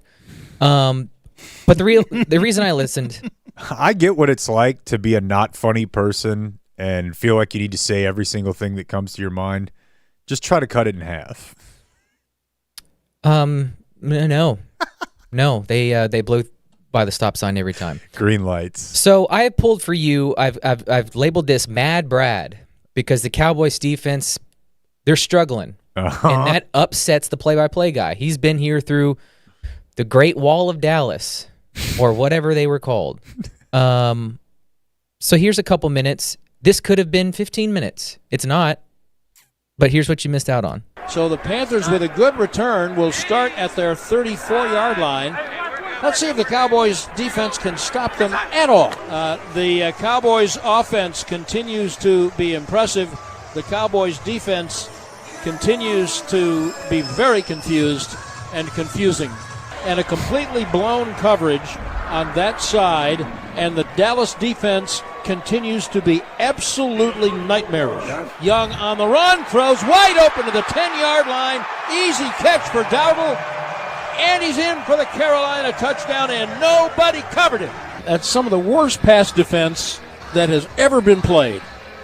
Going back to Pudge Heffelfinger, as Jason Garrett would say. I didn't But, get Babe, that one. this is Babe did. unsustainable pass defense. Raylan, you know what the funny thing is, Brad? Each week. No, I don't. Please tell me something He's funny. pissed. But Yeah. if the Cowboys defense Wait, cannot I think Blake was. make this field position Babe was pay about off- to do his punchline there. If the don't Cow- have time for it. If the Cowboys defense cannot make this field position pay off, then heads must roll.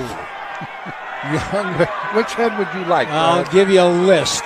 You know, the one thing about the pass defense is it is just about as bad as the run defense. At the 27, handoff Dowdle trying to get outside right. There he goes, 30. Pause it. Let's get.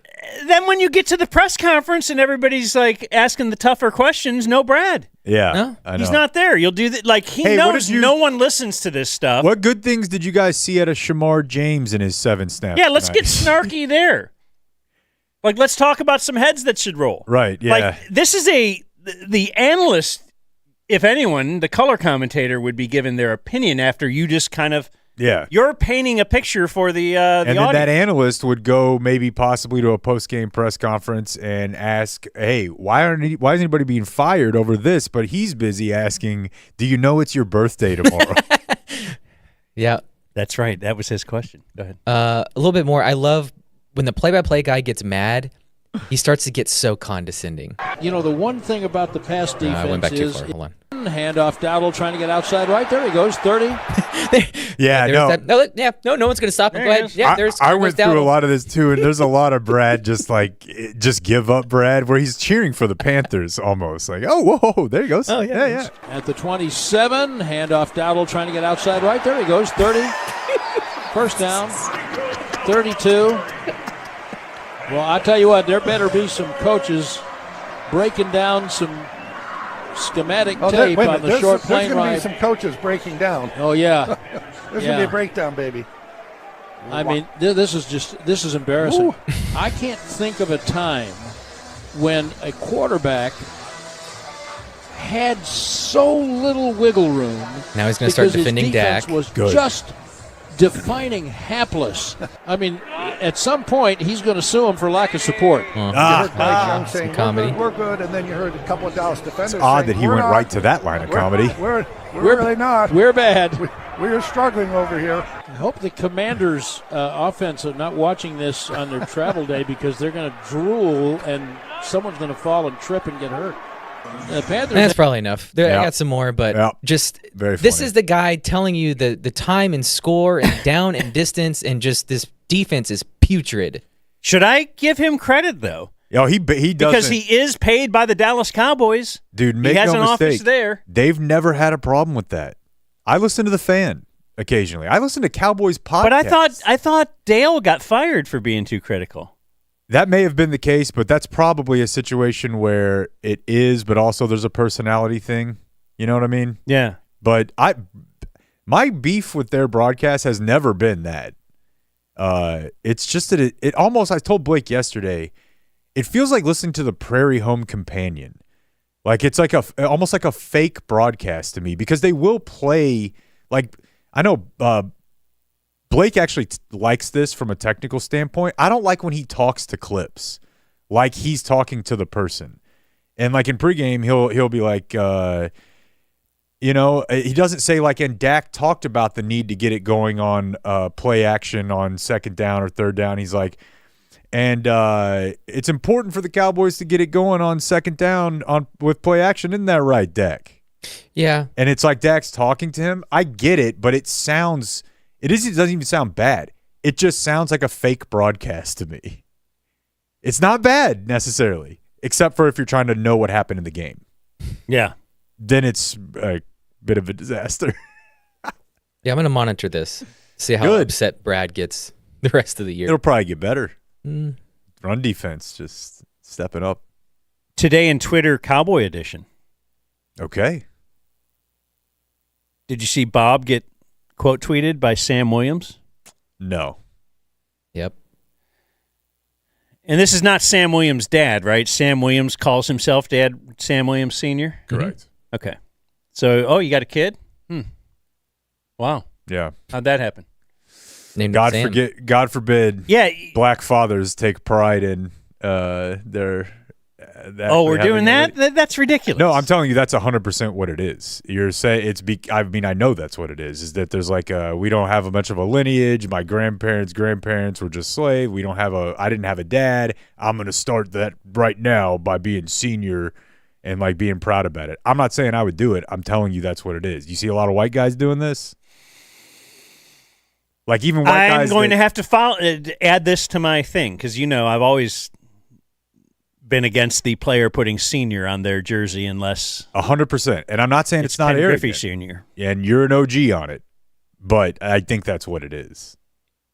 Anyway, Bob tweeted out, "This is extra because you say sometimes guys are looking for their name." They or someone, they either have it set up to do, they do it manually, or one of their people do it.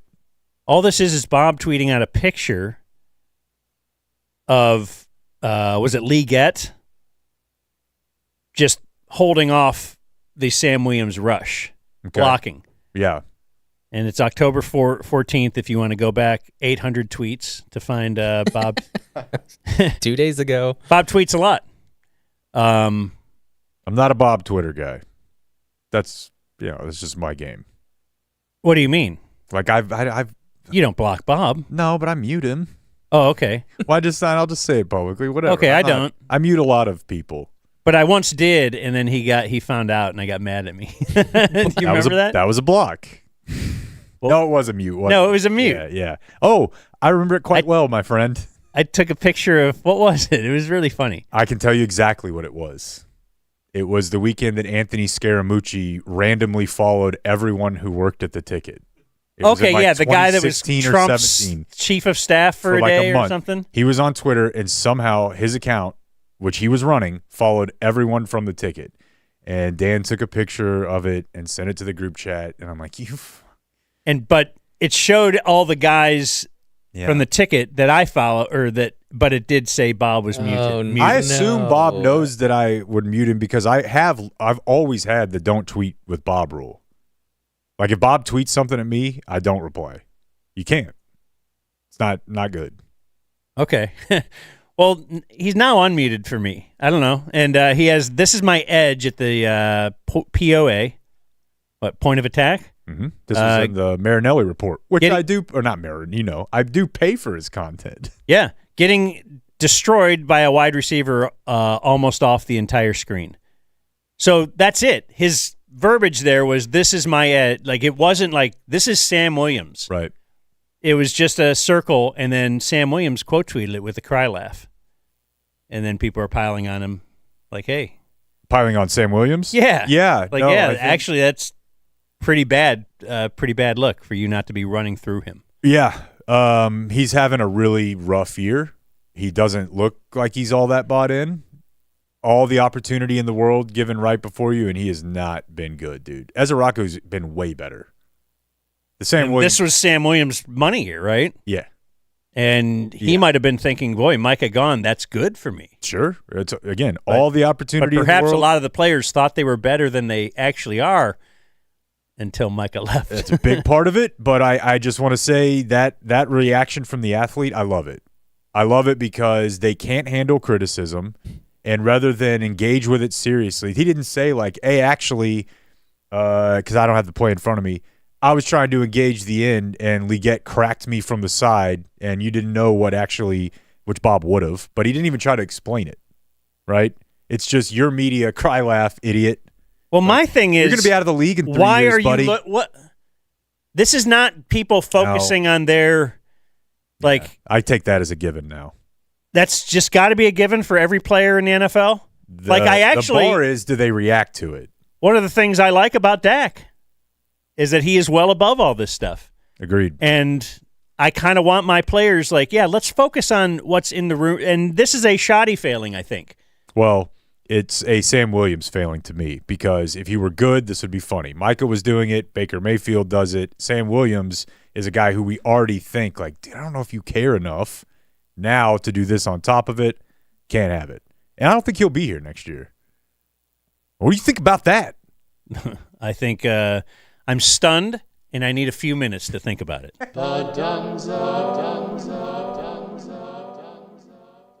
Hi, Rick Renner for Flooring Direct. Back in my TV days, I used to think negative publicity was better than no publicity at all. That's not the case at Flooring Direct. We thrive on reviews. A 4.7 Google star rating, top of Home Advisor and Best Picks. I won 13 of these babies in TV, but there's nothing comparing to the Super Service Award on Angie's List for 2 decades running and still champion. Get your free estimate today.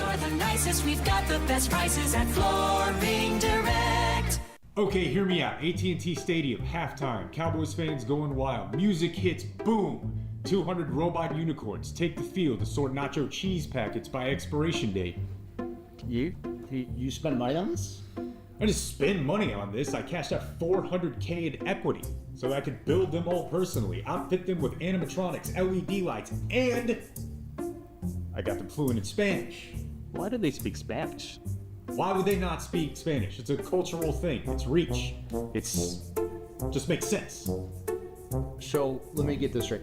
You refinanced your home to take cash out to build a herd of bilingual robot unicorns to inspect cheese. Yeah, they don't inspect cheese. They celebrate expiration awareness, and I needed all of that money because I was going to hire Bad Bunny to do the voiceover. I'm hoping this makes sense now. Jake, your insurance policy is for single-family residents, right? Not for mythical livestocks that also have pyrotechnics. I did mean to update it, but I got sidetracked teaching the robot unicorns choreography. Please. Bye. Type. Please tell me to shut this down. I tried to. I sent the quote. He gave me a thumbs up emoji, and then sent a gif of a mythical creature, unicorns. I understood that to be legal acknowledgement. No. Not in my world. Was it blue ink? We'll fund it. We'll cover it. And if you dumb it up, well, we'll be here to fix it. Again.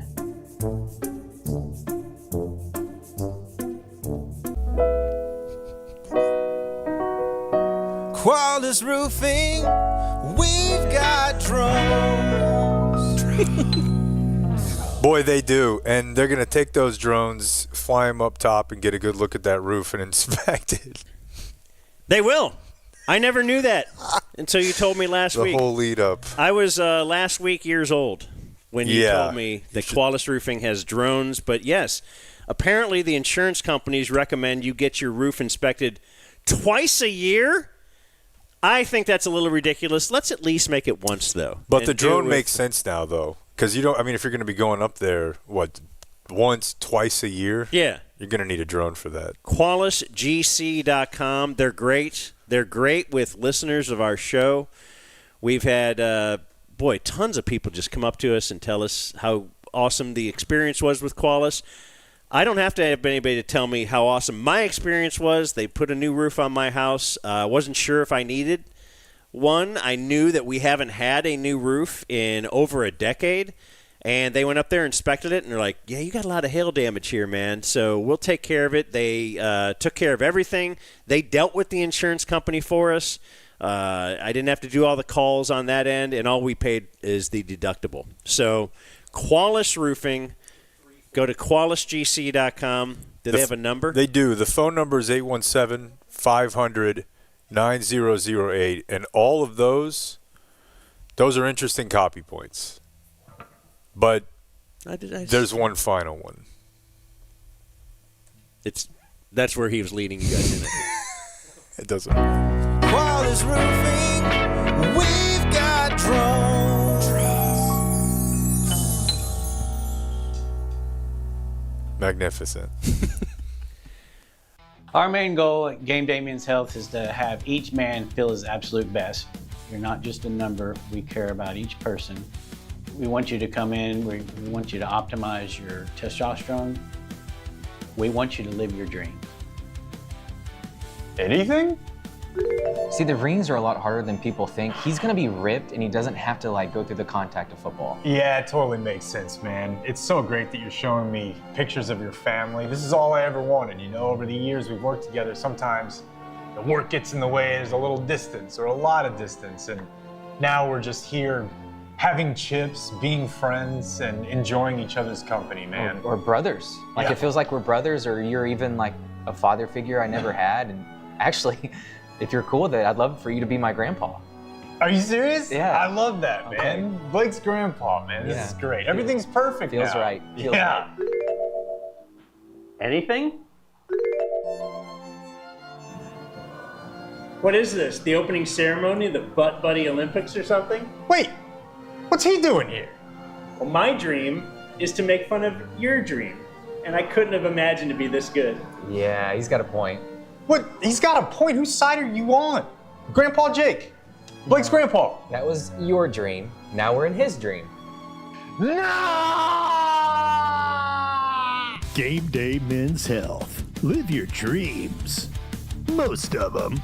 You're familiar with Community Mechanical? That's my HVAC company. Travis was just over my house installing something. I just let him in because, you know, he's a great dude. Yeah. You've met him? Yes. Travis Gafford? Awesome guy. Came up and fixed our AC unit, which we were told was completely totaled and needed to be replaced, and did it real quick and real cheap, and got in and out, took care of us, and got signed up for the monthly or the preventative maintenance. Preventative maintenance, yeah. So the other company said it's going to be like 5 figures to replace this. Yeah, we need a completely new unit, but there was something with the compressor that was like a $1,000 part, or maybe I'm getting it mixed up. But the expensive part, they said, was broken, completely totaled, and you might as well do a whole new system. They came over, Community Mechanical came over and said, no, that's not the case. It's the cheap part that's just barely broken, and they came and replaced it real quick. They both start with a C. I'm not very handy. He's so good at this. Yeah. Capacitor and condenser. What else do you need to hear? I'm good on AC. I live in Florida and have gone through like probably 4 new units throughout my time there. Yeah. What's their phone number? Oh, 469-667-7290. You could even text them, and they'll get right back to you. Like they got back to Brandon Aubrey, who is a proud whatever of Community Mechanical. Probably customer is a customer, good, user, yeah. I customer. Couldn't get that word. Subscriber. The word customer begins with a C. All these other, I can't. Capacitor, condenser. There you go. There. Condensate. In the dumb zone, in the dumb zone, in the zone, in the dumb zone, in the dumb zone, in the zone, in the dumb zone, in the dumb zone, in the zone, in the dumb zone, in the dumb zone, in the zone, in the dumb zone, in the dumb zone, in the zone, in the dumb zone, in the dumb zone, in the zone, in the dumb zone, in the dumb zone, in the zone, in the dumb zone, in the dumb zone, in the zone, in the dumb zone, in the dumb zone, in the dumb zone, in the zone, in the dumb zone, in the dumb zone, in the zone, in the dumb zone, in the dumb zone, in the zone, in the dumb zone, in the dumb zone, in the zone, in the dumb zone, in the dumb zone, in the zone, in the dumb zone. No pumping, no pumping, no pumping, no pumping, no pumping, no pumping, no pumping, no pumping, no pumping, no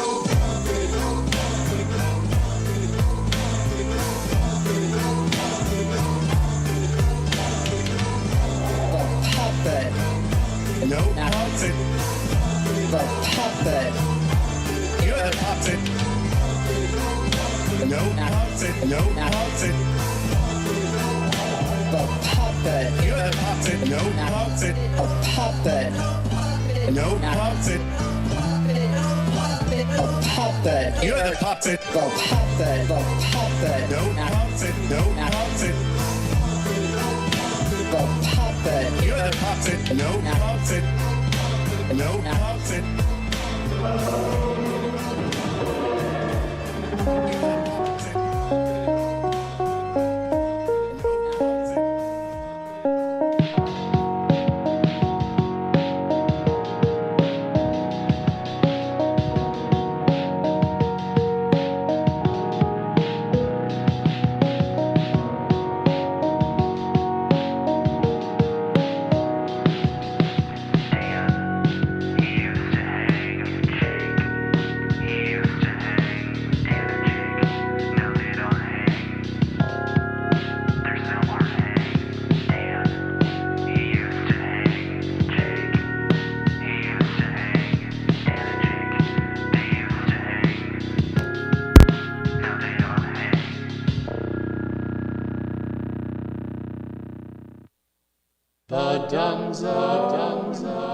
Last email is one of those that make me wonder if it was just a bad day for Carl or if this is really upsetting him.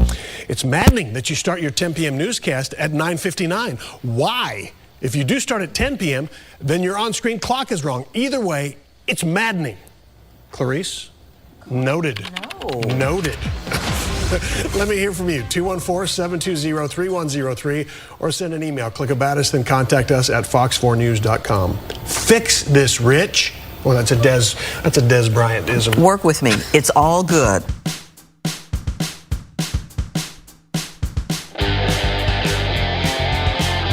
You're listening to The Dumb Zone. So we wanted to promote our Sunday stream, which we've done today, but why not again? Why not? Cowboys against Washington, Pat. Watch us watch the Cowboy game. And the Sunday streams now have an official food sponsor setting us up for every broadcast will be Cane Rosso. Wow. Nice. Really the PILF whatever group. That's Jay Jerrier's company. He owns Cane Rosso, Zoli's. What's the other one? Thunderbird. Yeah.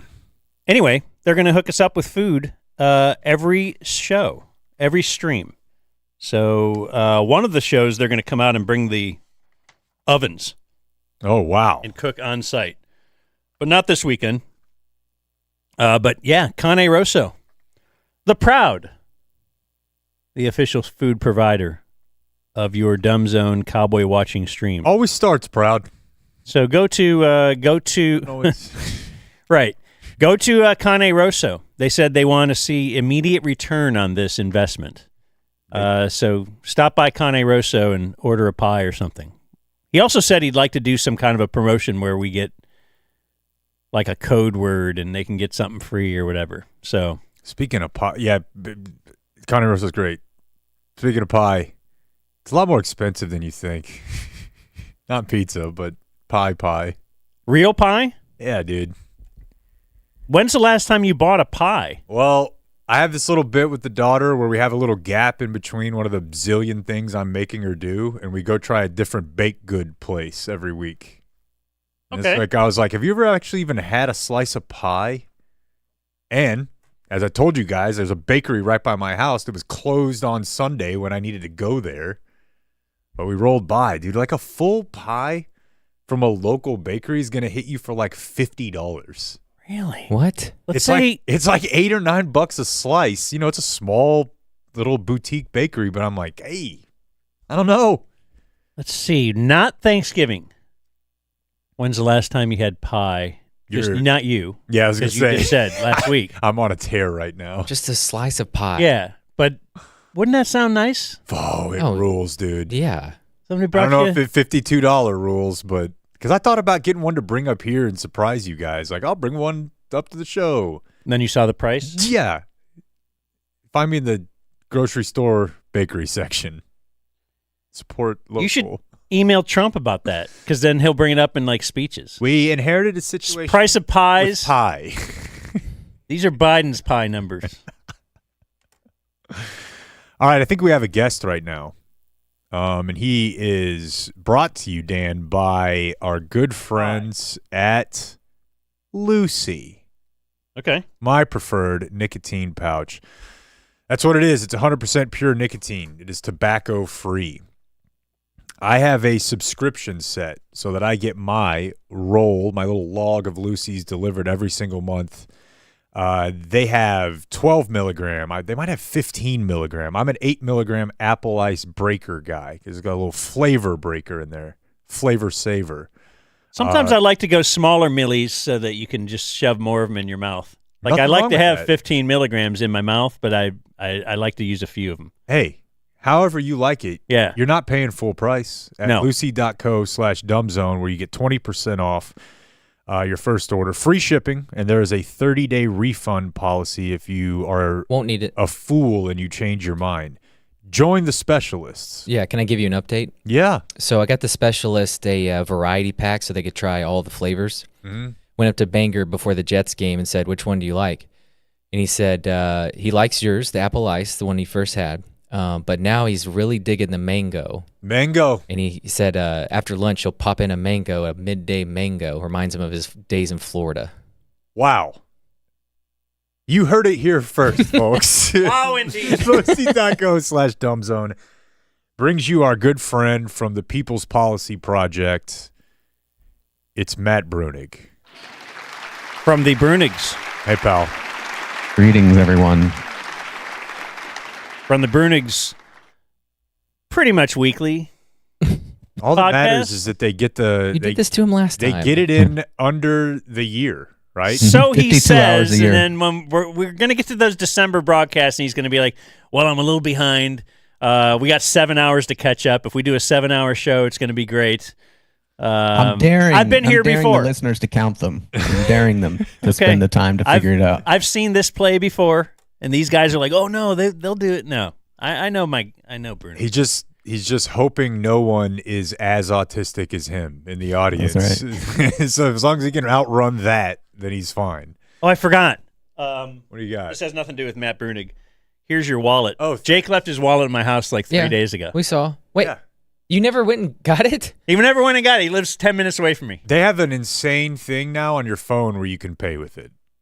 And I don't know that I don't feel that I'm going to be nabbed by any government agencies. Didn't you need the condom?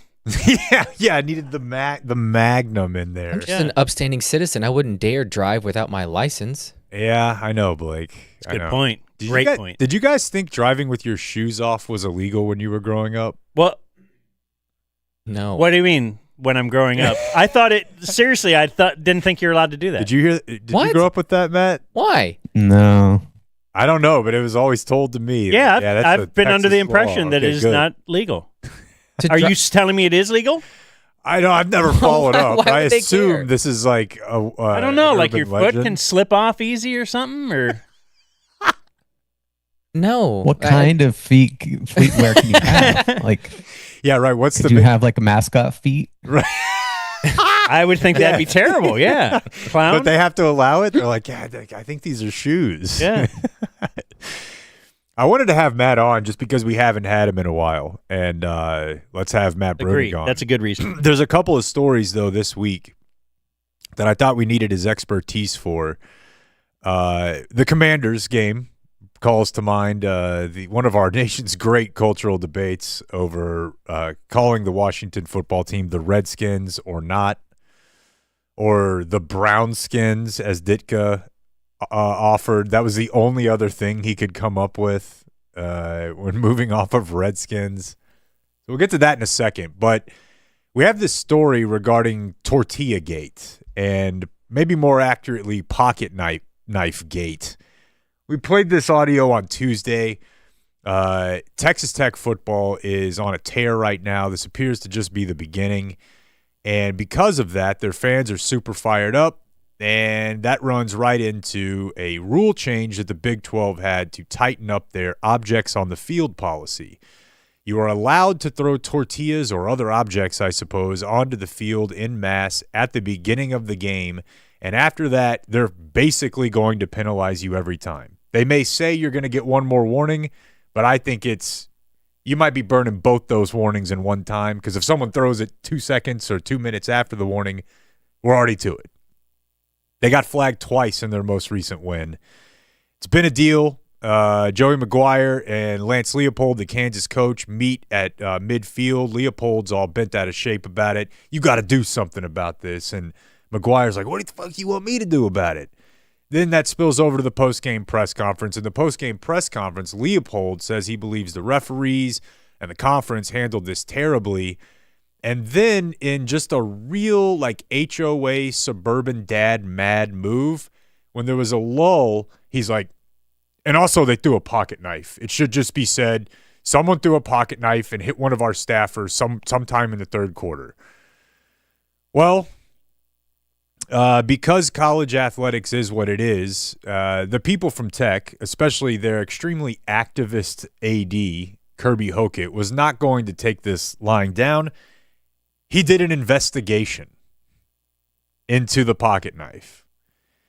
And what they found, at least according to Texas Tech, is that this pocket knife was actually in possession of a Kansas player, and it had fallen out of their pocket or something. But here's a video that Tech produced where you can see, I don't think the audio might be important, but yeah, that's the knife you can see. Which then Tech argues disproves the claim that it was thrown from the stands.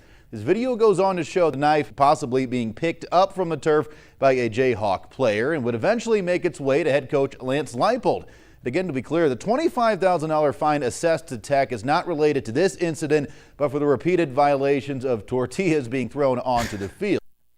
So that's where we are. That knife, clearly, when it was brought to Lance Leipold, as they're getting pounded and they're already pissed off, he's like, "What are these uncultured swine?" By the way, does that belong on the list? I don't even know what that means, but I don't know that I've ever used swine outside of adjacent to uncultured. But so this is where we are. Is college football is so petty that they're like, we didn't throw this knife. We're talking about probably an 18-inch blade or 18 inch, like an inch and a half. Right, the teeny little clean your nails with it, maybe. So that's where this got to. I don't know if you have any thoughts, Matt, on how the conference is going to police these sorts of rules at all. My first thought was that the Kansas think they're Vic Mackey or like the LAPD? You could just plant a knife on the sideline like a drop gun, and then later say one of these idiots threw it. It's a fun little story. Yeah, what is the thing that the coach did that's sanctionable? They're not saying that this was a plant, that he knew it was a plant, that he was involved in some kind of fakery. They're not saying that he was intentionally lying, right? It seems like even the video confirms that he didn't know. Someone handed it to him. It's reasonable for him to assume. So what was his crime exactly? Yeah, because the Kansas AD did get out in front of it, and said, Coach Leipold shouldn't have been talking like that. He shouldn't just be out there talking without substantiated facts about what happened, and slapped him on the wrist for it. So yeah, I mean, I don't know what exactly. It all feels like college football. They can just kind of pick what they want and fine you for it, or say it was. It's almost like. But you didn't get fined for that, right? No. Well, not the. It says in the story that they fined Kansas as well. They fined Kansas for all of this. They fined Kansas for the comments. Oh, Kansas' fine was due to disparaging comments about the conference and a member institution. Oh, and an inaccurate statement regarding a pocket knife by head coach Leipold. I don't know how. Like, what if you go out there and you say like, even these fines though? What is the point of it? It doesn't actually hurt anyone in any substantial. That's the point of a fine, right? To deter. Yeah, less money, less NIL. I guess not NIL technically, but right, less money for the program. It's not great, but it's also a drop in the bucket. But I know this is just what you do in sports talk, but I could see a situation where this is a problem for them, like on the road or even at home later in the season or next year if they don't figure this out. Like, there's definitely a Bruenig at 18-year-old Bruenig at one of these games. It's like, I'm going to throw one after the 2 warnings, wearing the opposing team's shirt, and see what they do about it. Yeah. Like, I don't know. That's a good bit. That'd be a great bit. And it seems like in the stuff I read that the coach had made statements saying, don't throw them. So beyond that, what is it that you want them to do, right? I could see if you say, look, if you're not, if in our judgment, you're encouraging it or you're not discouraging it enough, but what is the thing that I need to do to cross that discouragement bar? It seems very, very vague. So this story to me is a specific type of story, and it is the Lubbock boogeyman. So we all know Tech is a bit strange. It's way out there. For a lot of people, it's the school you go to when you didn't get into Texas or Oklahoma or A&M. So it's kind of got that like cast off vibe to it. And you always hear, weird stuff happens at night in Lubbock. And I think this is partially just because the blue blood programs look at it like a group of banshees. But this is not the first incident we've had like this. Today we're going to relive Gap Kid and the goalposts being shoved into the Aggie section back in 2001. Now, do you remember this story, Matt? I don't think so, no. So back in 2001, Texas Tech was hosting Texas A&M in a Big 12 conference game. They won 12-0.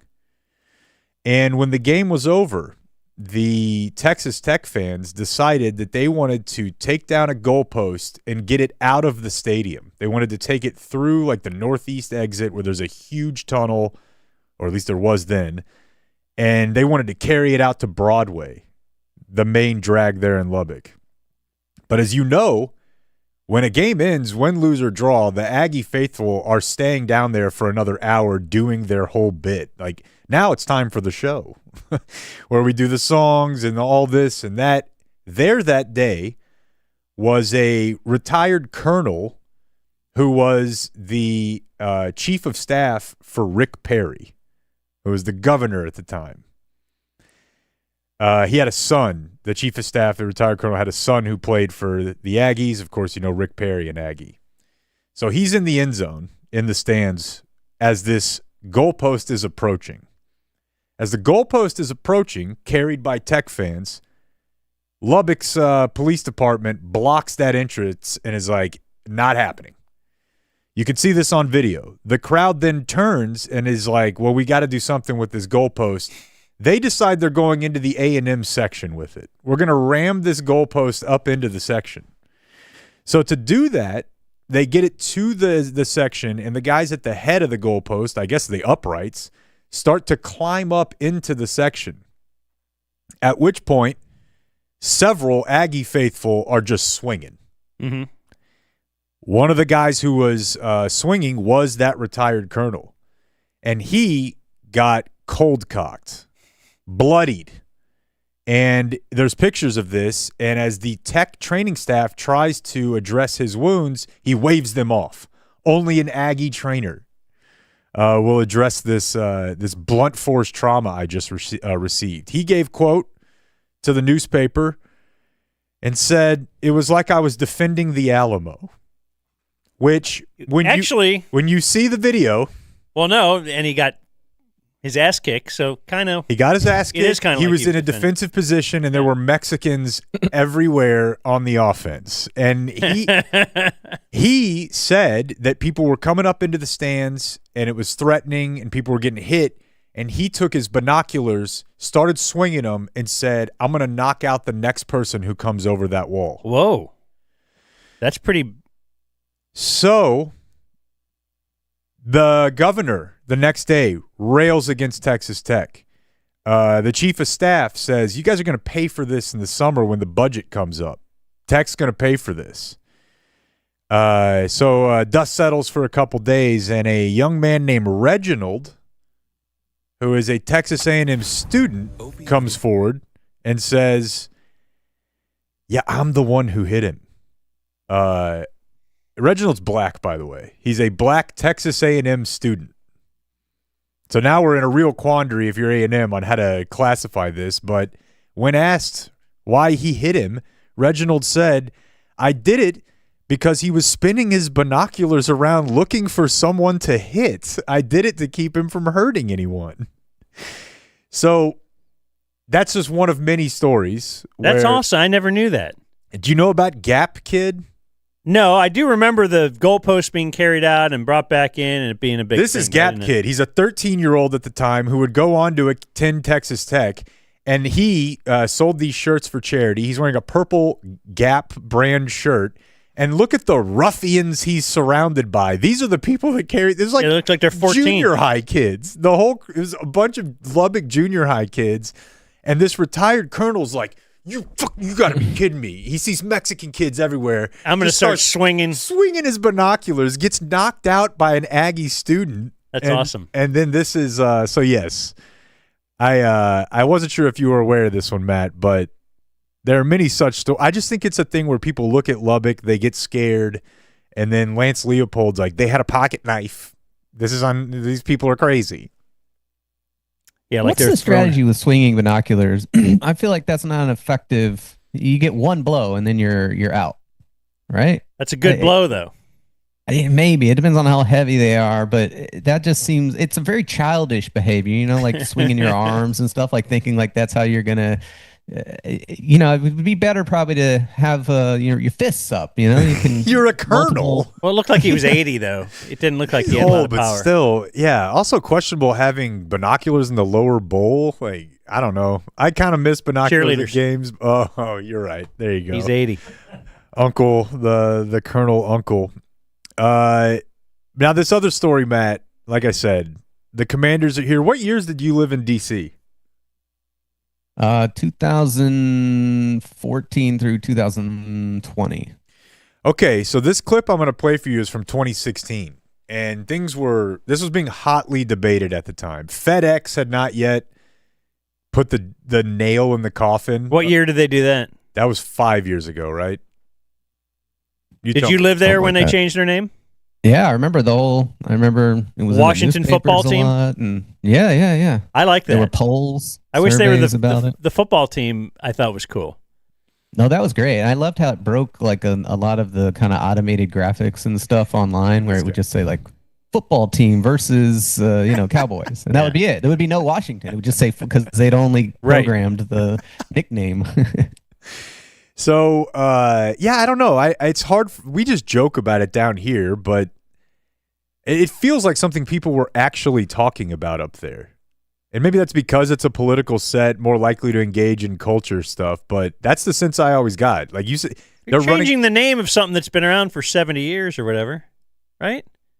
Yeah, no, it's a big deal. Yeah. I mean, there were a lot of people who are in DC who aren't from there. So they're maybe, if you're kind of in that milieu, they don't really care. They're not following the football team. But anyone who's local is real into it. I remember there was a guy, the first place I lived there, he was probably, 10 houses down from me, like row house. And they had like a little patio. And the whole patio was Redskin everything. Like the whole, like he would just sit out there in his Redskin jacket, watch football.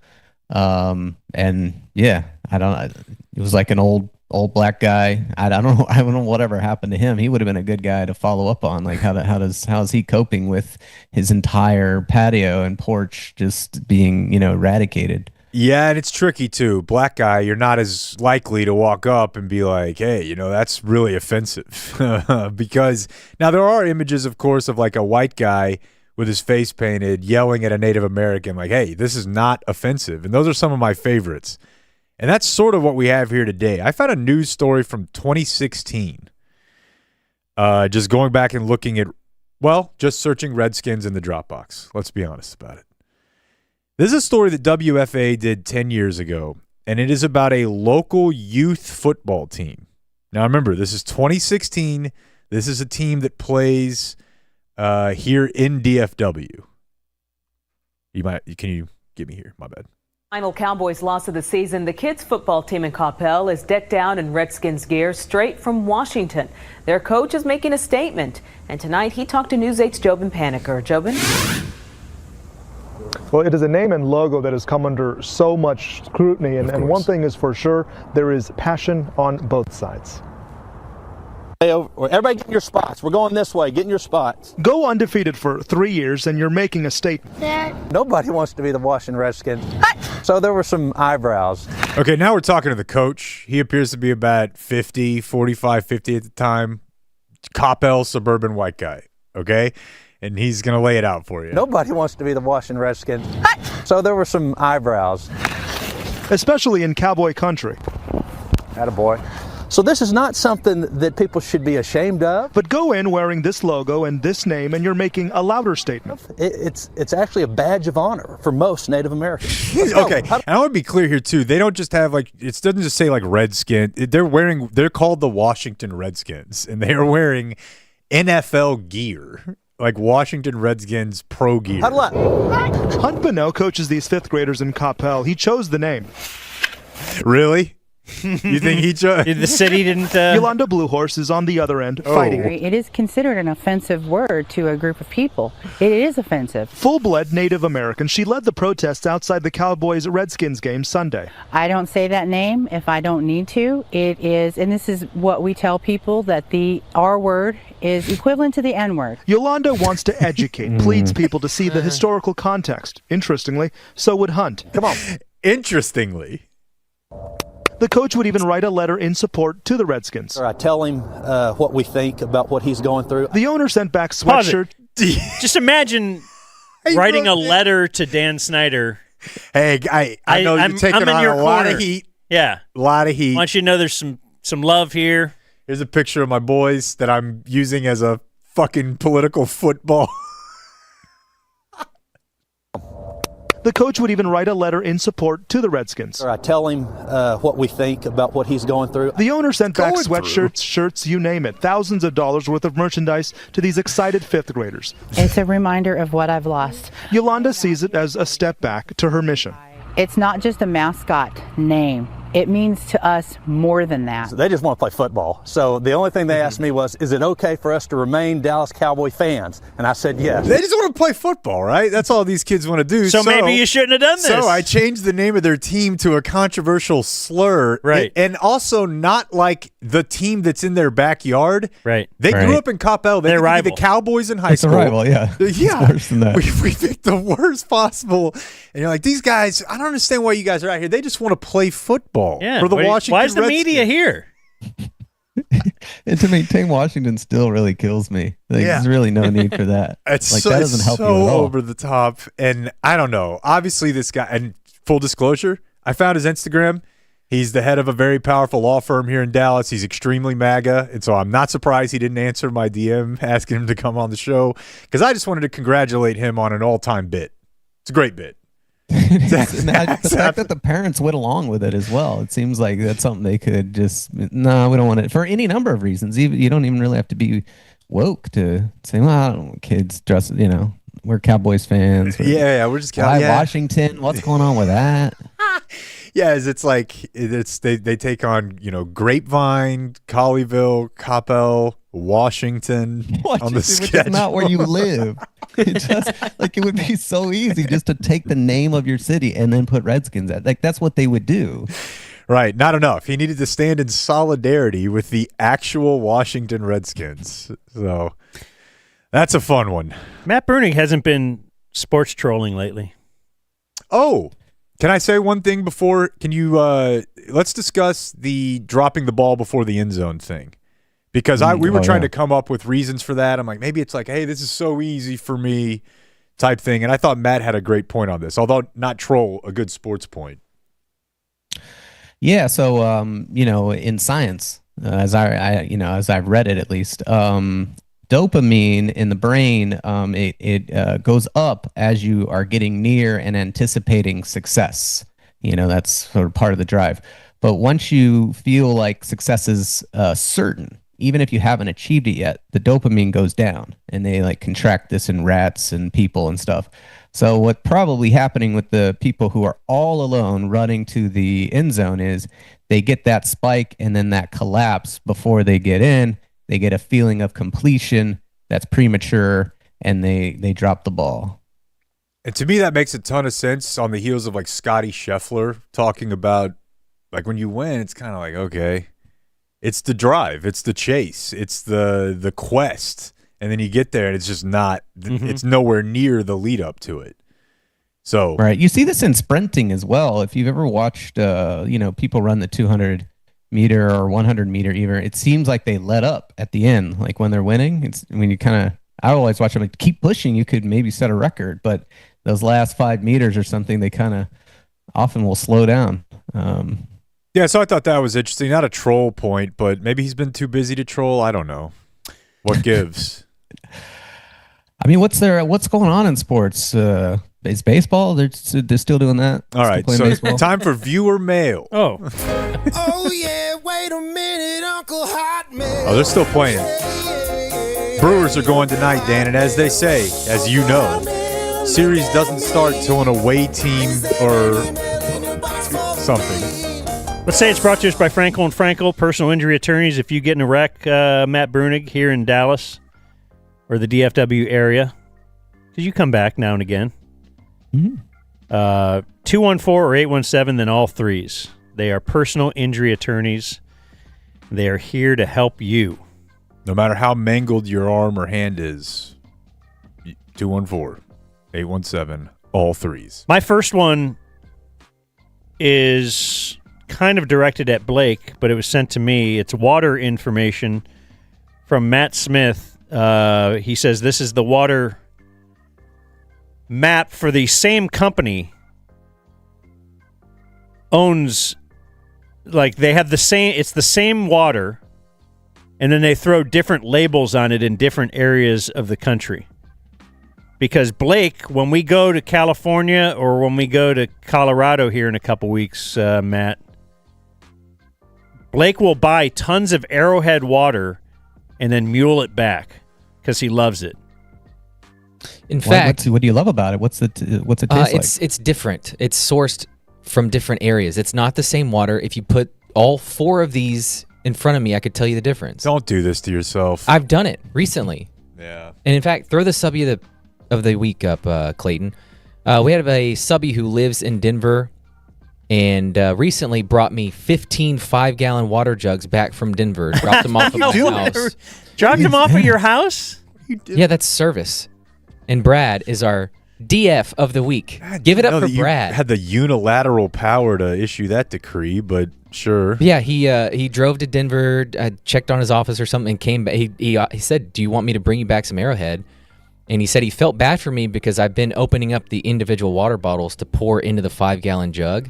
Huge beating. But, yeah, it sounds horrible. Takes like an hour. It sounds like a busted front half of an infomercial. But there's got to be a better way. Like Matt said, the dopamine was unreal. Like, just kind of, yeah. Anyway, I hear that. So yeah, he said he felt bad for me, so he brought me back 15 5-gallon water jugs, which I have stacked in my room right now, and I'm just on cloud 9.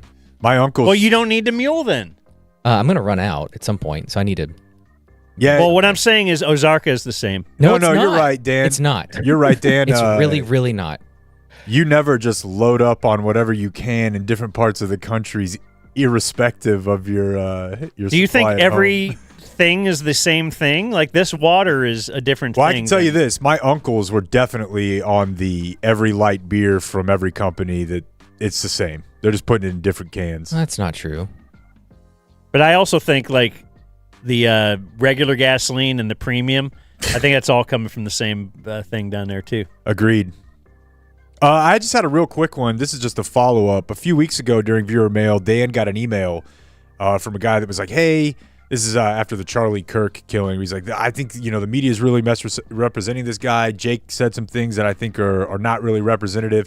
So just a yes or no, now that you've had a couple weeks to sort of dive into the literature, do you think that the media was misrepresenting with selective clips Charlie Kirk? It's a yes or no. Well, I'm not now. I don't answer things yes or no. So I just wanted to move on. Yeah, no. I actually haven't watched all of his stuff, but yeah, I was watching this one thing that's like, man, this is not very good. He wasn't really disproving redlining.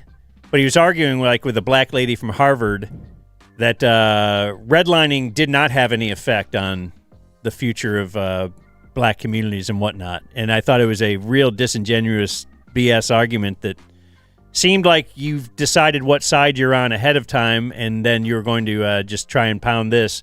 And his only evidence was like a paper some guy wrote. It wasn't like this, it was just some guy type thing. And who said he didn't think redlining affected anything.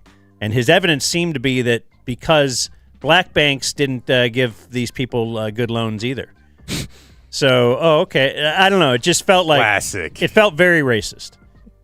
So okay. It did not seem like just picking clips were misrepresented. That's what I'll say about the Charlie Kirk thing. But I don't know anything else about Charlie Kirk. The Stars are back. And they have a new player that brings about another anchor word. They have a guy named Nathan Bastian. Bastion. Anybody else doing any? Did you ever hear about the first Bastion, or exclusively the last Bastion? Maybe that's just me. I feel like last Bastion I hear all the time. No, that's the thing. That's the last Bastion of. So, Bastion of Sin. Someone named Gigi sent us a thing. Said that's Grady, baby. Who? His name is Grady. Grady Williams? Yes. Okay. Well, apparently he emailed us last year around this time and said it's not called an anchor word, it's called a fossil word. And he sent us the definition. It says a fossil word is a word. Yeah, we did this last year. Yep. Yeah, I remember. Yep. And he also had the genius idea. Now, Grady and I fought on the air like 15 years ago, so we can be chill. This year, he wanted us to check and see if a back is on the list.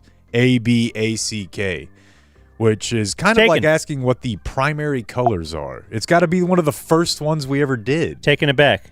Yeah. Well, I don't think you should yell at this guy. No, it's a bad email. Oh, no. It's just not a good email. We didn't rename the segment Fossil Words thanks to Grady, so he wants to remind us again on the same day that, hey, I said you should rename this last year. We're not going to rename it. It's been anchored phrases since the day we came up with it. Get on board. Or just get off, but... I'm pro Grady. I apologize to Grady. I got a couple pieces of audio here.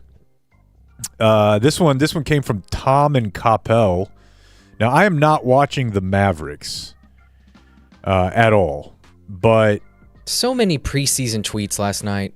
Yeah, I don't Wait, what do you think about Luka's getting in shape? I'll drive all the way up there. It just seemed like maybe Nico had a point. That might have been the last sports troll I did see from Matt. And it sucks too because the Mavs are going to be good in like 18 months and like really, really good. And Bruenig's going to be able to be like just posting pictures of Nico with like vision. And the wider world will fall for it, and then someone will send it to me like, come get your fucking lawyer, and I'm like, don't just ignore him. Anyways, this is from the Mavs Saturday night with Ted Emmerich on the call. We have a not listening. I say the best time to visit the State Fair is right as Texas and OU kick off at the Cotton Bowl. Wonder what the scene was like earlier today as Texas earned that upset win over the 6th ranked Sooners. I don't think you guys saw that coming. I didn't. Oklahoma came in, 6th? Yep. Right in the country? Yep. Okay, so obviously. As I just said. Yeah, and you want to focus on Ted Emmerich's right after he says 6th, we get a really droppable yep. Bowl. Wonder what the scene was like earlier today as Texas earned that upset win over the 6th ranked Sooners. I don't think you guys saw that coming. I didn't. Oklahoma came in, 6th? Yep. Right in the country? Yep. Yep. As I just said. And then this one, also from Tom and Coppell. Baker Mayfield, MVP this year. Dan's favorite player, the Dumb Zone's favorite player. He has all the right stuff. We love him, folks. He's a great leader, if nothing else. Here's Kevin Harlan, I think, relaying a story about Baker talking about a Mecca Ekbuka. I don't know how to say the name still. Look at that day, a strike of 20 yards to Ibuka moments ago. Baker was talking about the young receiver out of Ohio State. He said he's so intentional, the attention to detail, his football IQ. He's so intentional, huh? He might have intentionality. So, it's not just Schotty. No. It's the other thought leaders in the NFL space who speak in this manner. Something to look forward to. Therapy talk, right? It's just the 100%. therapization of America. Yes. Isn't it keeping your feet under you or where you are? You need to be where your feet are. Yeah. Yeah.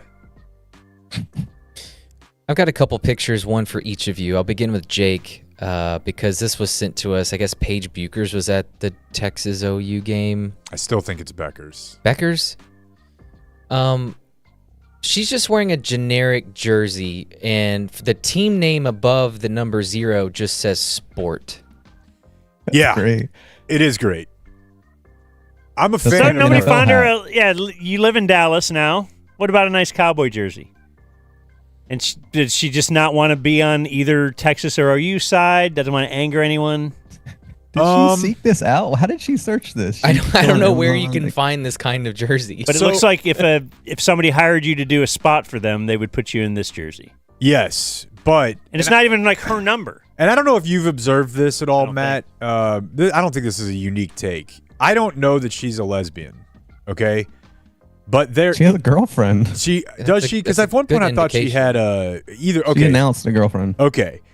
There is Jake hasn't seen video of it, so he doesn't believe it. There is a sort of a strain of style and culture throughout female lesbian basketball players that is super like and one tour late 90s, early 2000 urban. Like they wear like honestly not that far off. And she wears like super baggy basketball shorts and like and one looking.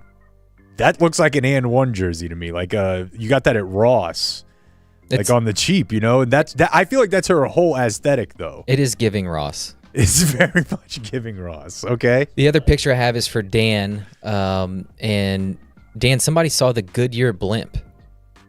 Okay, so it's still out there. Yeah, it's above Hard Rock Stadium. I don't know if this was for a Miami game or a Dolphins game, but it's out there. It just used to signify it was a big game if the Goodyear blimp would be over there. Like the Browns growing up. Oh, yeah. They're playing a Monday night game. The freaking blimp's in town. Let's go.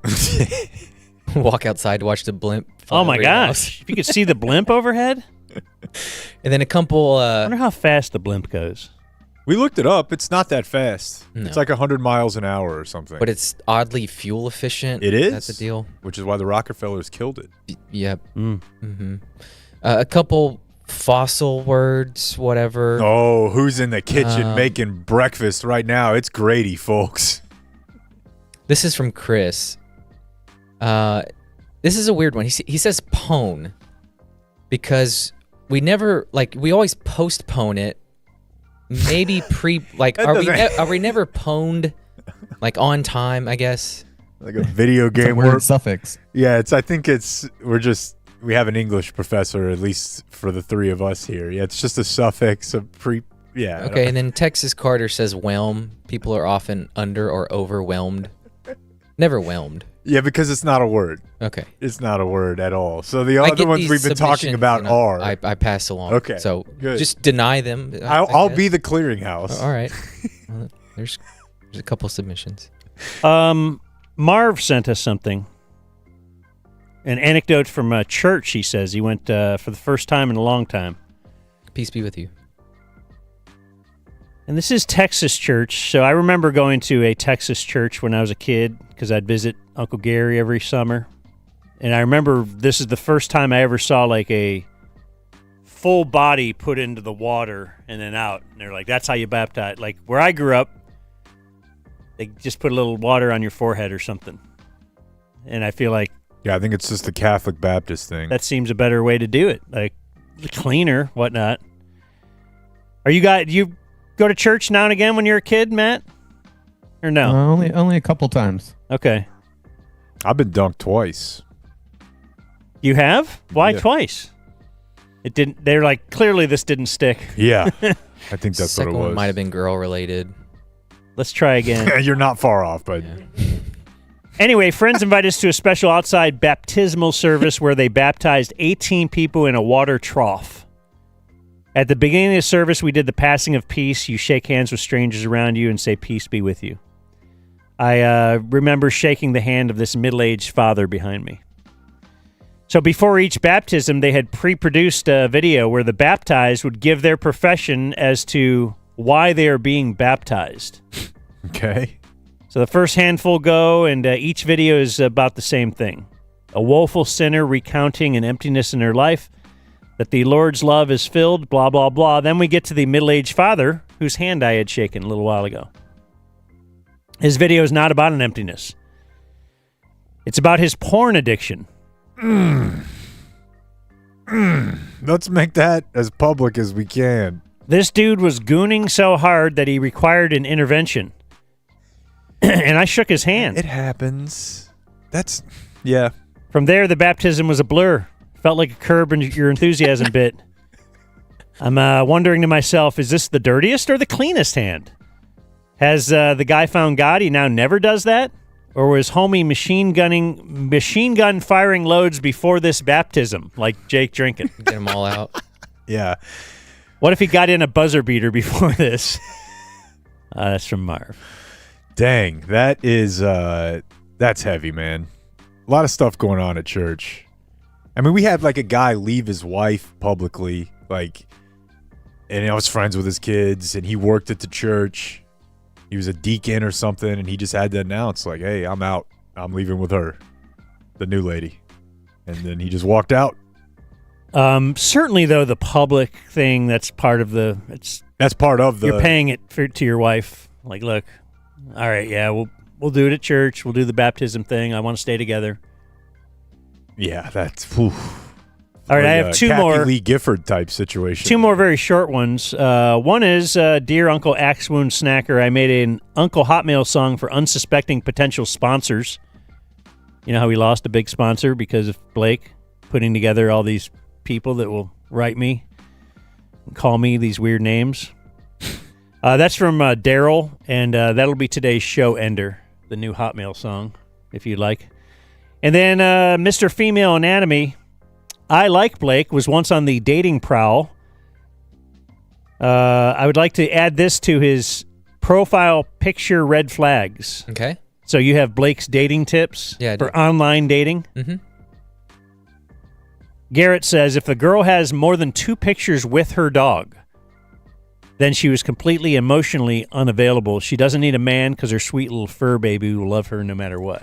That's pretty presumptuous. I don't know. I've always thought girls with dogs are clingy. Clingy? Now that sounds more likely, and I'm a clingy guy, and I've always had a dog, so that... Because they love the feeling of being loved and wanted, and they want that in a man, and when they don't have a man, they get a dog. Yeah, who wants that? Yeah. How ridiculous. So a lot of Amazon catalog stuff, too. Oh, my gosh, yeah. People with kids who love the Amazon. I have no doubt that the Bruenigs have a plan for that is state-of-the-art, and... Like, I don't know if your kids aren't... Can we do... Just don't listen, kids. What do you do about Santa? There's no way you do Santa. There's no way. Yeah. Oh, yeah. Do We're you? big Christmas people. I know you're big Christmas people. Yeah, and I know, yeah. but I feel like there's a logical... Like, I'm with my second one. This isn't just Matt. He's got a wife. I know, like, but if it she's was also... just Matt? Does just Matt She's say- also extremely logical, and, like, I feel like that people like that could talk themselves into... We can actually celebrate the Christmas spirit and Christ, of which she is a Christian, more by removing this fantastical element and lying to you. Like, I'm to the point with Carter, he just turned 3. I don't know that I want to do it with him. He'll have a great Christmas either way. Well, your daughter, once she learns, though, will revel in telling him. I know. I think the downside is... Because she likes ruining times for him. Right? And this is lame, boilerplate, but trying to set the tone of not being misleading. And not having to do a bunch did of the same thing. Switcheroos, like, you can trust me. Right. But that, I don't think there's much more than that. Well, you just explain to them, oh, look, this is a cultural ritual that we all participate in. It's not reflective of my general truth-telling. It's a whole thing. It's a whole production we're involved in. So, you got to be involved in it now, too, and that's part of what we do. That's a good way to put it with the older one. Like, you had this, now try to keep... Now she'll run right to him, but... So a lot of Amazon catalog emails, just getting that plopped in America's mailboxes. A guy gave us a tip the other day that let him have it for a week, circle their stuff, and then tell them we got to mail it back to the North Pole. That's genius. and then for the next 7 or 8 weeks, you can refer back. Hey, remember you had circled such and such? Like, we sent that off to Santa. I want everybody to send me their Tom Thumb picks on Sunday. If you wear a Cowboys jersey or you see a Cowboys jersey, if you run into a Kevin Gogan jersey or something, I want those Cowboys Tom Thumb picks. I also want your best hold music. A guy sent me the other day Lenovo's hold music. Holy shit. All right. Black keys.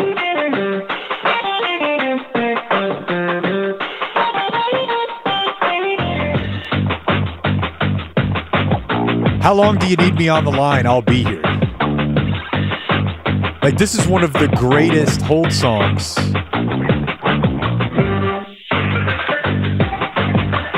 keeps moving forward on you. So if you encounter good hold music in the wild, send it my way. And I think that's it for me, Dan. All right.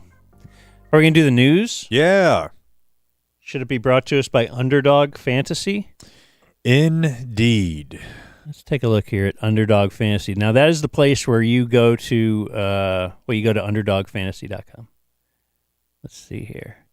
And then what you do is you pick, let's say from the same game, or you can pick different games, but let's say it's tonight's game. You'll pick higher or lower for different players. And then if it hits, then you can be a winner. It's big time awesome. Yeah, it is very, very cool. That's what it says here. So here's what I would do. Take a look at whatever running back the Cowboys are playing. What do we got? Bill this weekend. Okay? Sure. You're going to want to heavily investigate the higher, right? And then find you a Cowboys pick your offensive stat because you know they're going to put up points. This is financial advice, folks. It is Underdog Fantasy. You can sign up today. Do you have the promo code right there? It's DumbZone. Yeah. You'll get some bonus funds there, $100 in bonus funds or bonus entries when you play your first $5. Promo code is DumbZone. Why don't you continue to talk for one more second there, and I'll see if I have something we can use right here. Well, like you said, you pick your favorite players, whether they'll go high or low on certain stats like rushing yards or receptions, touchdowns. You get it right, you could win up to 5,000 times your cash. That sounds pretty great to me. That's way more than like 2 times. It is. Your cash. It's way more than How do you that. like that? I like it. Now, what I have here is a disclaimer, okay? But I have not yet sped it up. So why don't we give ourselves one quick second here and see what this sounds like if we hey, Underdog folks, stay on the line. Play the hold music for them. Let's see here. We're going to make this right here. Let's try this in 5. I like it. 4, 3, 2, 1. Download the app today. Sign up with promo code DumbZone to score $100 in bonus funds or bonus entries when you play your first $5. That's promo code DumbZone Underdog. Make picks, win money.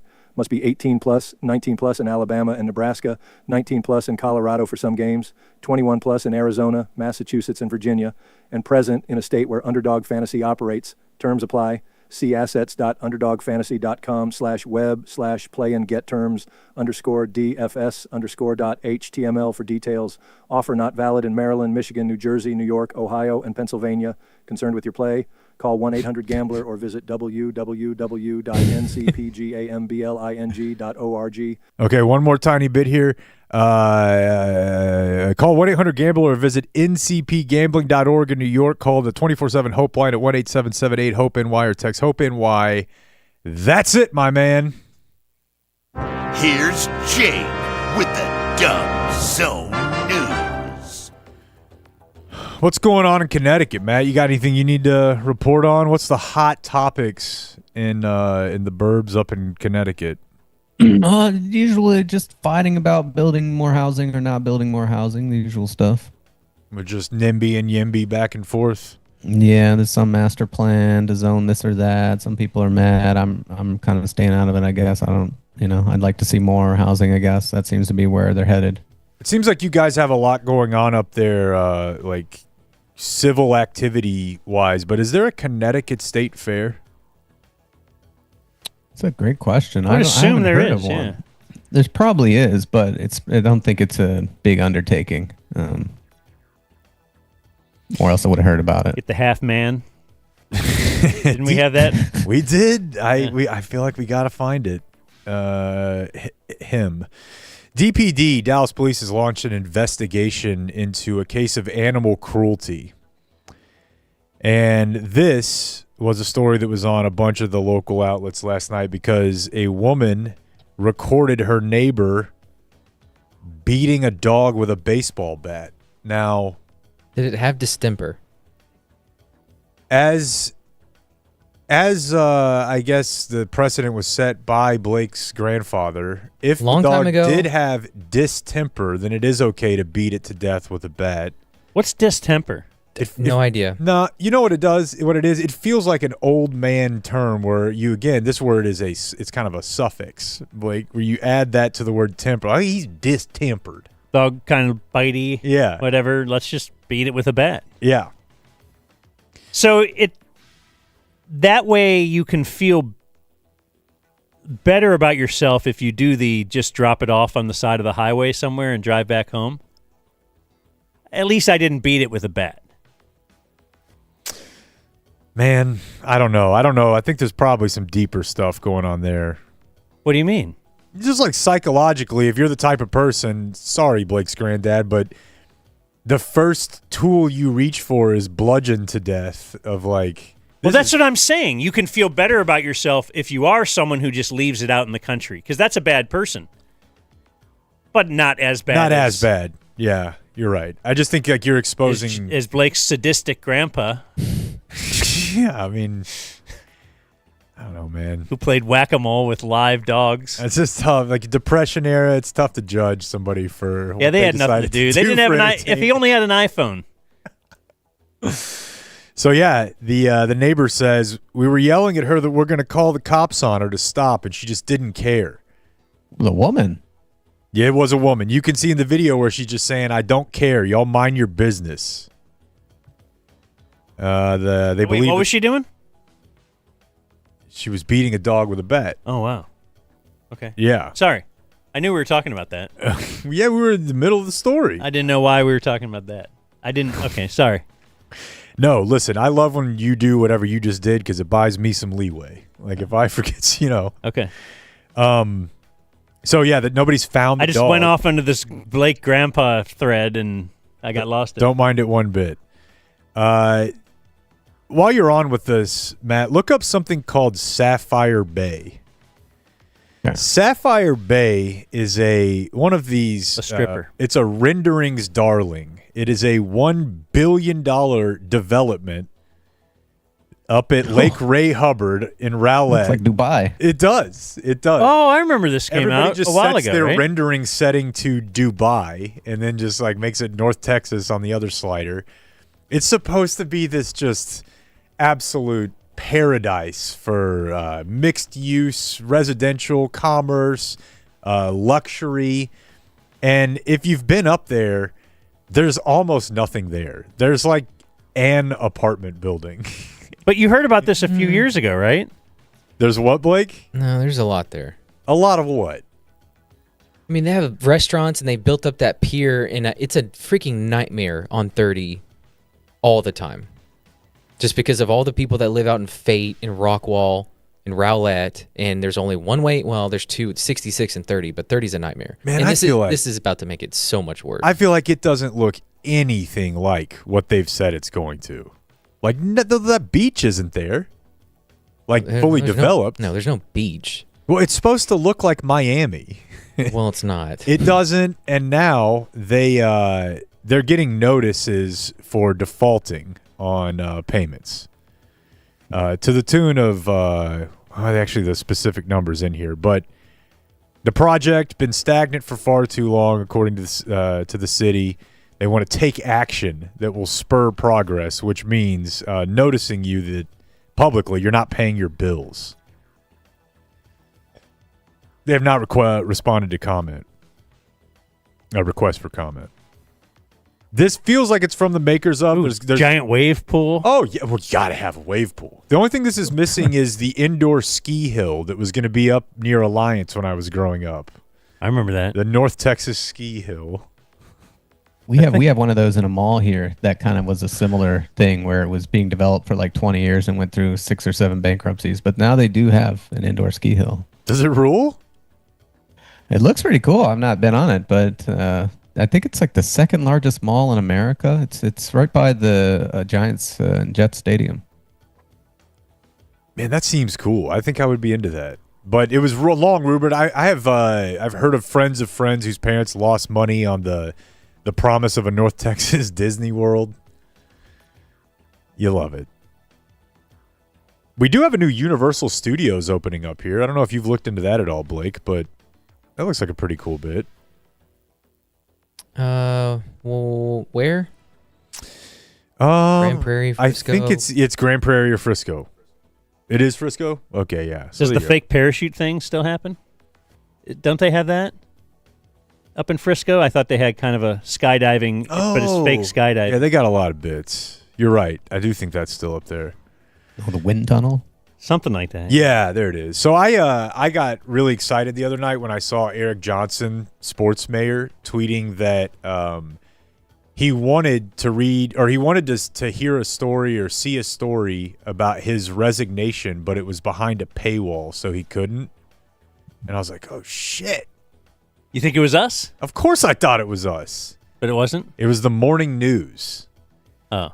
And I don't feel Where'd like they get their I'm in the wrong for this, because I think if you're the mayor, just paying for the local paper a paywall is absurd.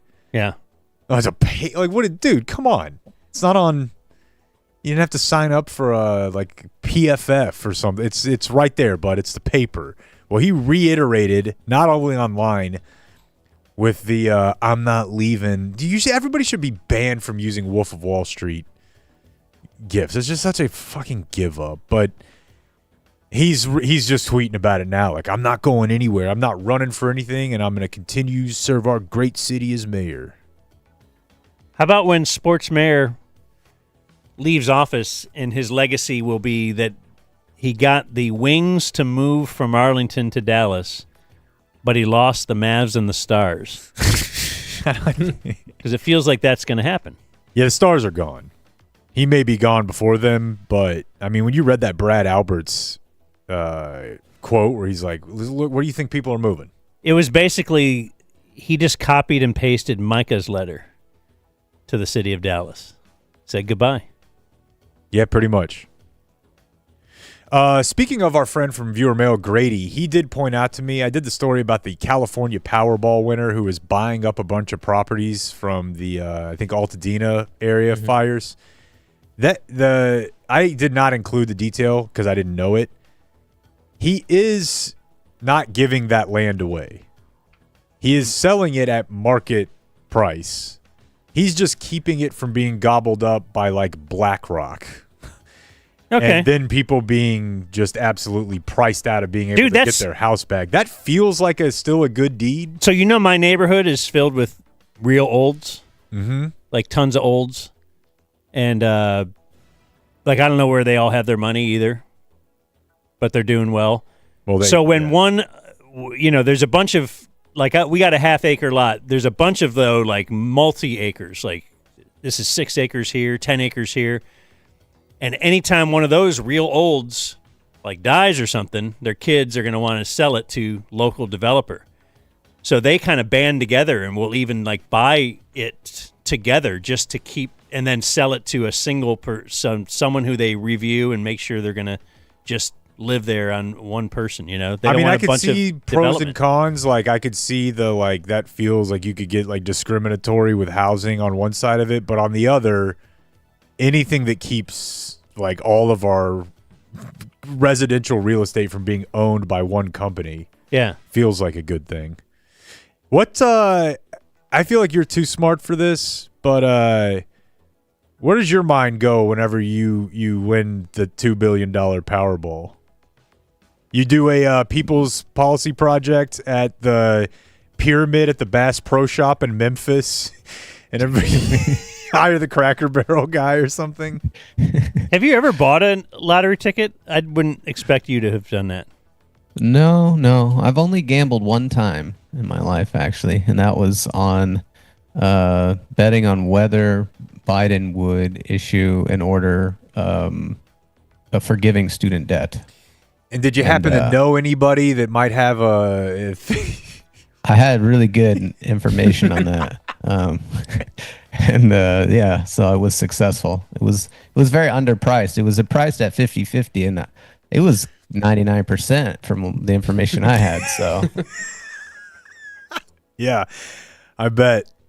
So yeah, do you ever? What do you I don't know. We all us lemmings plugged into the Matrix. I have thoughts on what I do, but what do you think?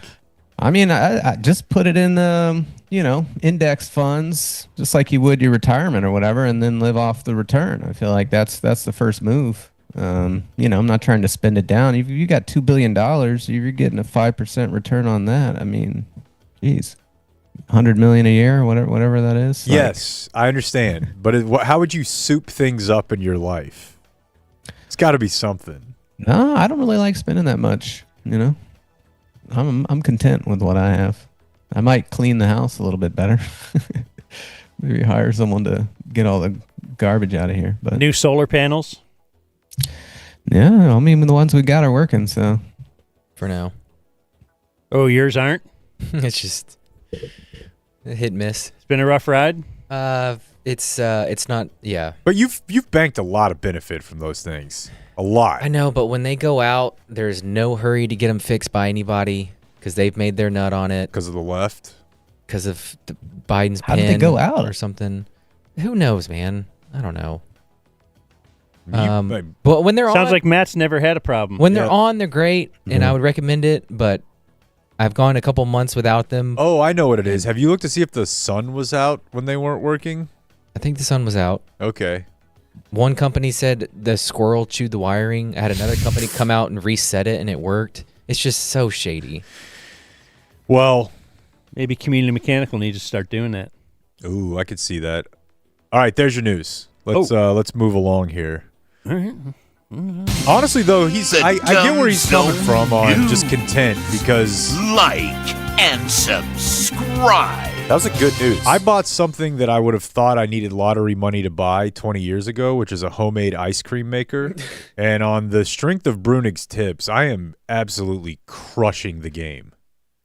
I'll bring you some. It's so good. I'll send you some more recipes. Please do. That I've been cooking up. The Jello packet is what it is. Yeah, that gets you the consistency without the calories. So good. Yeah. Let's see here. Let's do from some viewer mail birthdays real quick. We have, let's see, this, and this. Okay.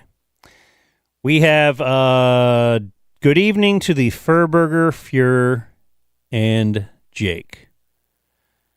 It is the one and only great decapitator and my wife Anna Kay's Brandon Carr birthday, October 15th. The big 3-9. We know Anna Kay? We do.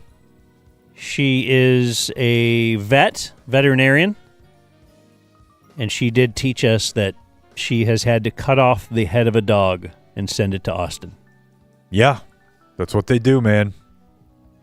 Her leaders are Dan's road trip hotel pay-per-view bill, Jake's Aggie opinions, and Blake's sartorial expertise. We need a verdict on our new baby nephew name, Oscar Callum. I like that quite a bit. Go Stars, fuck Nico from Pedro. Yeah, Oscar's a really cool name. Dear Pioneer de la Panocha, I'm writing to congratulate my twin brother Kyle Reinhart on 30 years of life. Longtime Dan and Jake listeners from Denison. Yellow Jackets. Yellow Jackets. For those not familiar, keep driving north on 75 until you hit exit 69. Let's see. Is that the city that likes to tell you that Dwight Eisenhower is from there? And he just kind of like was there for a little bit? If you're a city, you have to kind of look for something. Yeah, they don't have much else. What are we? What is Wiley? How do you think we ended up with a 9/11 memorial at a Tex-Mex restaurant in Grapevine? I mean, you're looking for something. As a request from me, I've tried searching for the video/audio of the Do You Know What's Not Hard? DirecTV, but my searches have been to no avail. I've heard y'all reference that recently, and I lose my shit every time. I'd enjoy a replay of that. Thanks for all that you do to your body. Oh, look who we have with us. Inception. Should we find the time when Matt Bruenig was playing it for his wife? After we played it, Matt heard us play it, and then it's not tough at all. Took it to the Bruenigs podcast. We'll play that in a second when Blake finds it.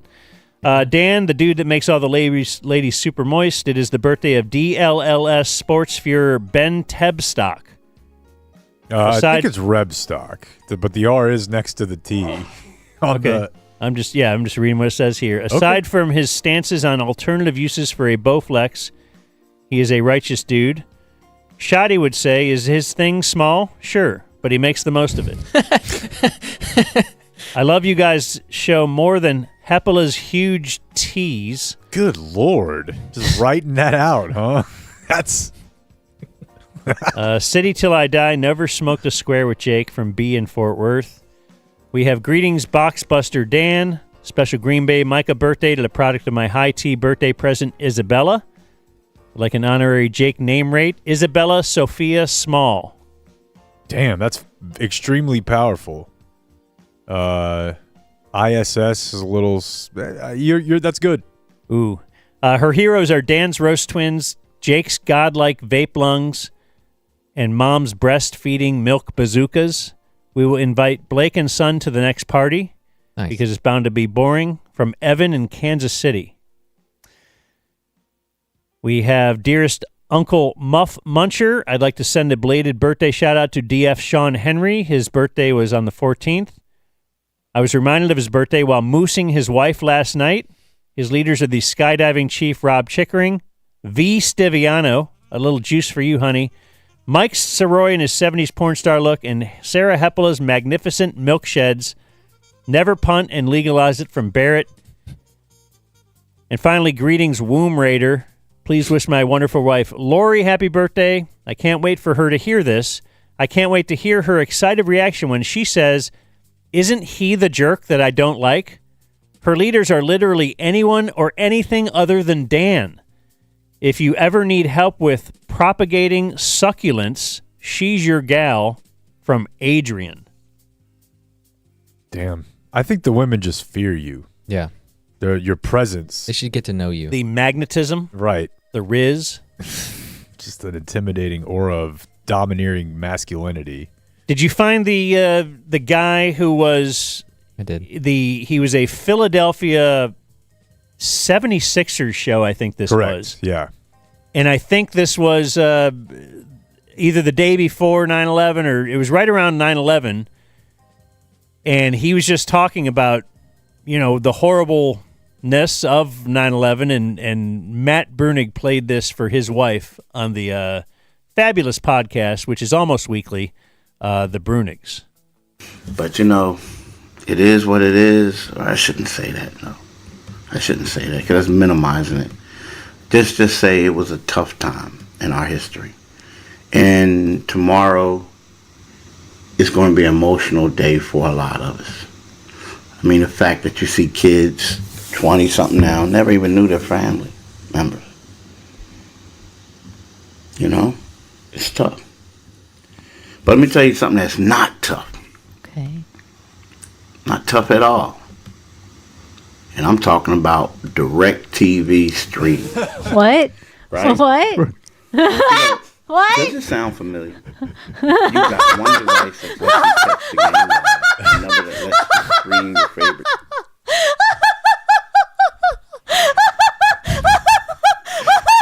Oh, jeez. You sound like fake Norm.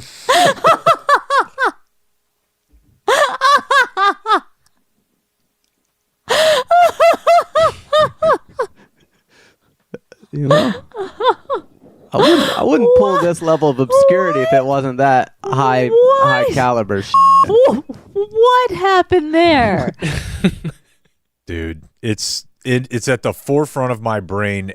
No matter what somebody says to me, I'm like, that's tough. But it's not tough. God, that's good. Community Mechanical presents On This Day in History. That's Bring it right. home. So Thursday, October 16th, on this day in 1793, during the French Revolution, Marie Antoinette, she was the queen of France, was beheaded. Yep. Unheaded. She had a head. Now does not have a head. Yeah, I was thinking about that the other day. I just think we always need to be reminded that people used to go by like the Cotton Bowl to go watch executions, like not that long ago. So when you're thinking about humanity, it's the worst. Wasn't the last one in France like in the 70s? It was a lot. Yeah, we did. It was a lot farther, a lot closer. Yeah, and it wasn't America. Like Picasso. was definitely watching a beheading. He released the statement. Picasso had a McRib at an execution. He was upset because he was still in line. He missed it. This is the day in 1968. Goddamn fees on all these execution tickets. All those fees they're just owned by a company in Saudi Arabia. Aha. American athletes on this day in 1968, athletes Tommy Smith and John Carlos sparked controversy at the Mexico City Olympics by giving black power salutes during a victory ceremony after they won gold and bronze medals. There was a cool white guy there, too. They're like, we're good, dude. We don't need your help. And this day in 1976, Tony Franklin was an Aggie kicker. He hit 2 field goals, 64 and 65 yards, in a victory over Baylor. On this day in 1987... Must have been the K-balls, though. This is the day that 18-month-old Jessica McClure is rescued after being trapped for 58 hours in an abandoned well in Midland, Texas. You know the Jessica McClure story after this, Matt? No. Didn't she get a lot of like sponsor love? Well, she got like, not hey, only when she turns 18, she's going to get this trust, and like it wasn't people just ran to sponsored. give her tons of money. Yeah, people were putting money in a trust fund for her, which when she turned 25 in 2011, she received donations from all over the world. But her husband, maybe boyfriend at the idea, had like a scheme, I think, involving car washes he was going to buy or something, and they lost everything. Yeah. It's like it's the story of someone who wins the lottery. It 100% is, and who's from West Texas. It worked out how you think it did. When you said sponsor love, I thought she'd be like in an iPhone commercial about a long-lasting battery or something. Yeah, we should. That's not a bad idea. Was she disabled or something? What happened? Why are people giving her money? She was just a baby in a well. It was like a national story. Yeah, I got, but okay, but she's fine now. Yeah, I know. Right. But at the time, she was a baby, and they were like throwing her money then. We can't get her out of the well. Maybe we can help her later. Yeah. It is a weird instinct. I wonder how the baby in the well story would be treated in today's day, because this was like a national story, like huge. Everybody was watching it. Yeah. Like the Today Show probably spent 3 hours on it. Every morning show, you know? Does Trump go to the well? I do have some news on her. If it's in Texas, yeah. Otherwise, they like brick it up. You said it was 1987, right? Yeah. She was 18 months old. Which makes her what? Well, also, like a lot of women in West Texas, at 38 years old, Jessica McClure is a grandmother. Oh, my God. What? Yeah.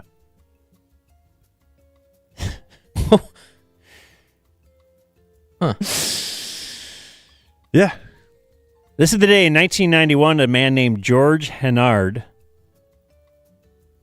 drives his truck through a window of the Luby's cafeteria in Killeen, opens fire on a lunch crowd of over 100 people. He killed 23, injured 20 more, and then killed himself.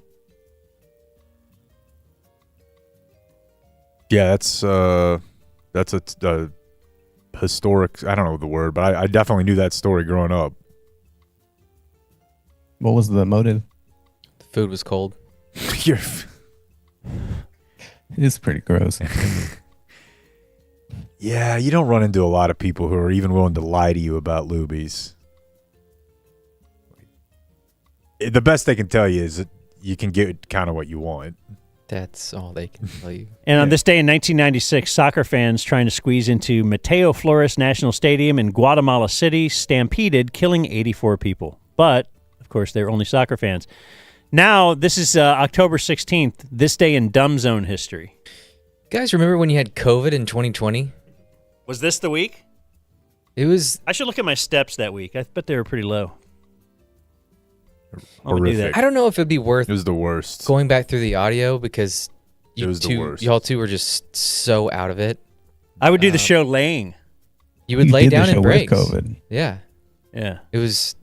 It was crazy. awful. Anyway, we were down in that. And then a couple years ago, Jake was sick after coming to Brooks' birthday party. So this is just when y'all get sick, I guess. Not anymore, bro. Y'all teed up? Dude. Peptides? I eat 2020 what day? I eat low-fat I think it was protein ice cream. October 8th maybe was the day that, I don't know if you stood up. Very low. Yeah, 3,000 steps a day that month. No, I don't get sick anymore. I follow the Bruenig diet nutrition plan, and I feel better than ever. We're getting below 2,000 that week. This must be my COVID week. I don't think I'll ever get sick again. Yeah, on October 8th, I have Dan laid on the floor after our meeting. I don't know if Wait, Matt, where were I don't we? think Matt got to see this because den? he was just a floating head for all of our lawyer meetings. But Dan would lay down during lawyer stuff too, and I'm like, this is not inspiring confidence at all. Now he ended up had some killing back it. issues going on he there. He killed it, but there were times. You just have to know sure. When it's game time, I was there. Just Wednesday and Thursday, I might not. He might You're not like limited Wednesday, in practice, but you'll go. Birthdays today. Famous people. Brian Schottenheimer, 52. Hey. Nepo baby. Bryce Harper, 33. If they beat the Commanders, will they say it was for his birthday? Give him the ball in the locker room. Happy birthday, coach. It's possible. He gets every game ball for every win. For some reason. Sue Bird is 45. Sue Bird was voted as one of the top 15 all-time WNBA players. Sue Bird's averages for her career. Man. Okay.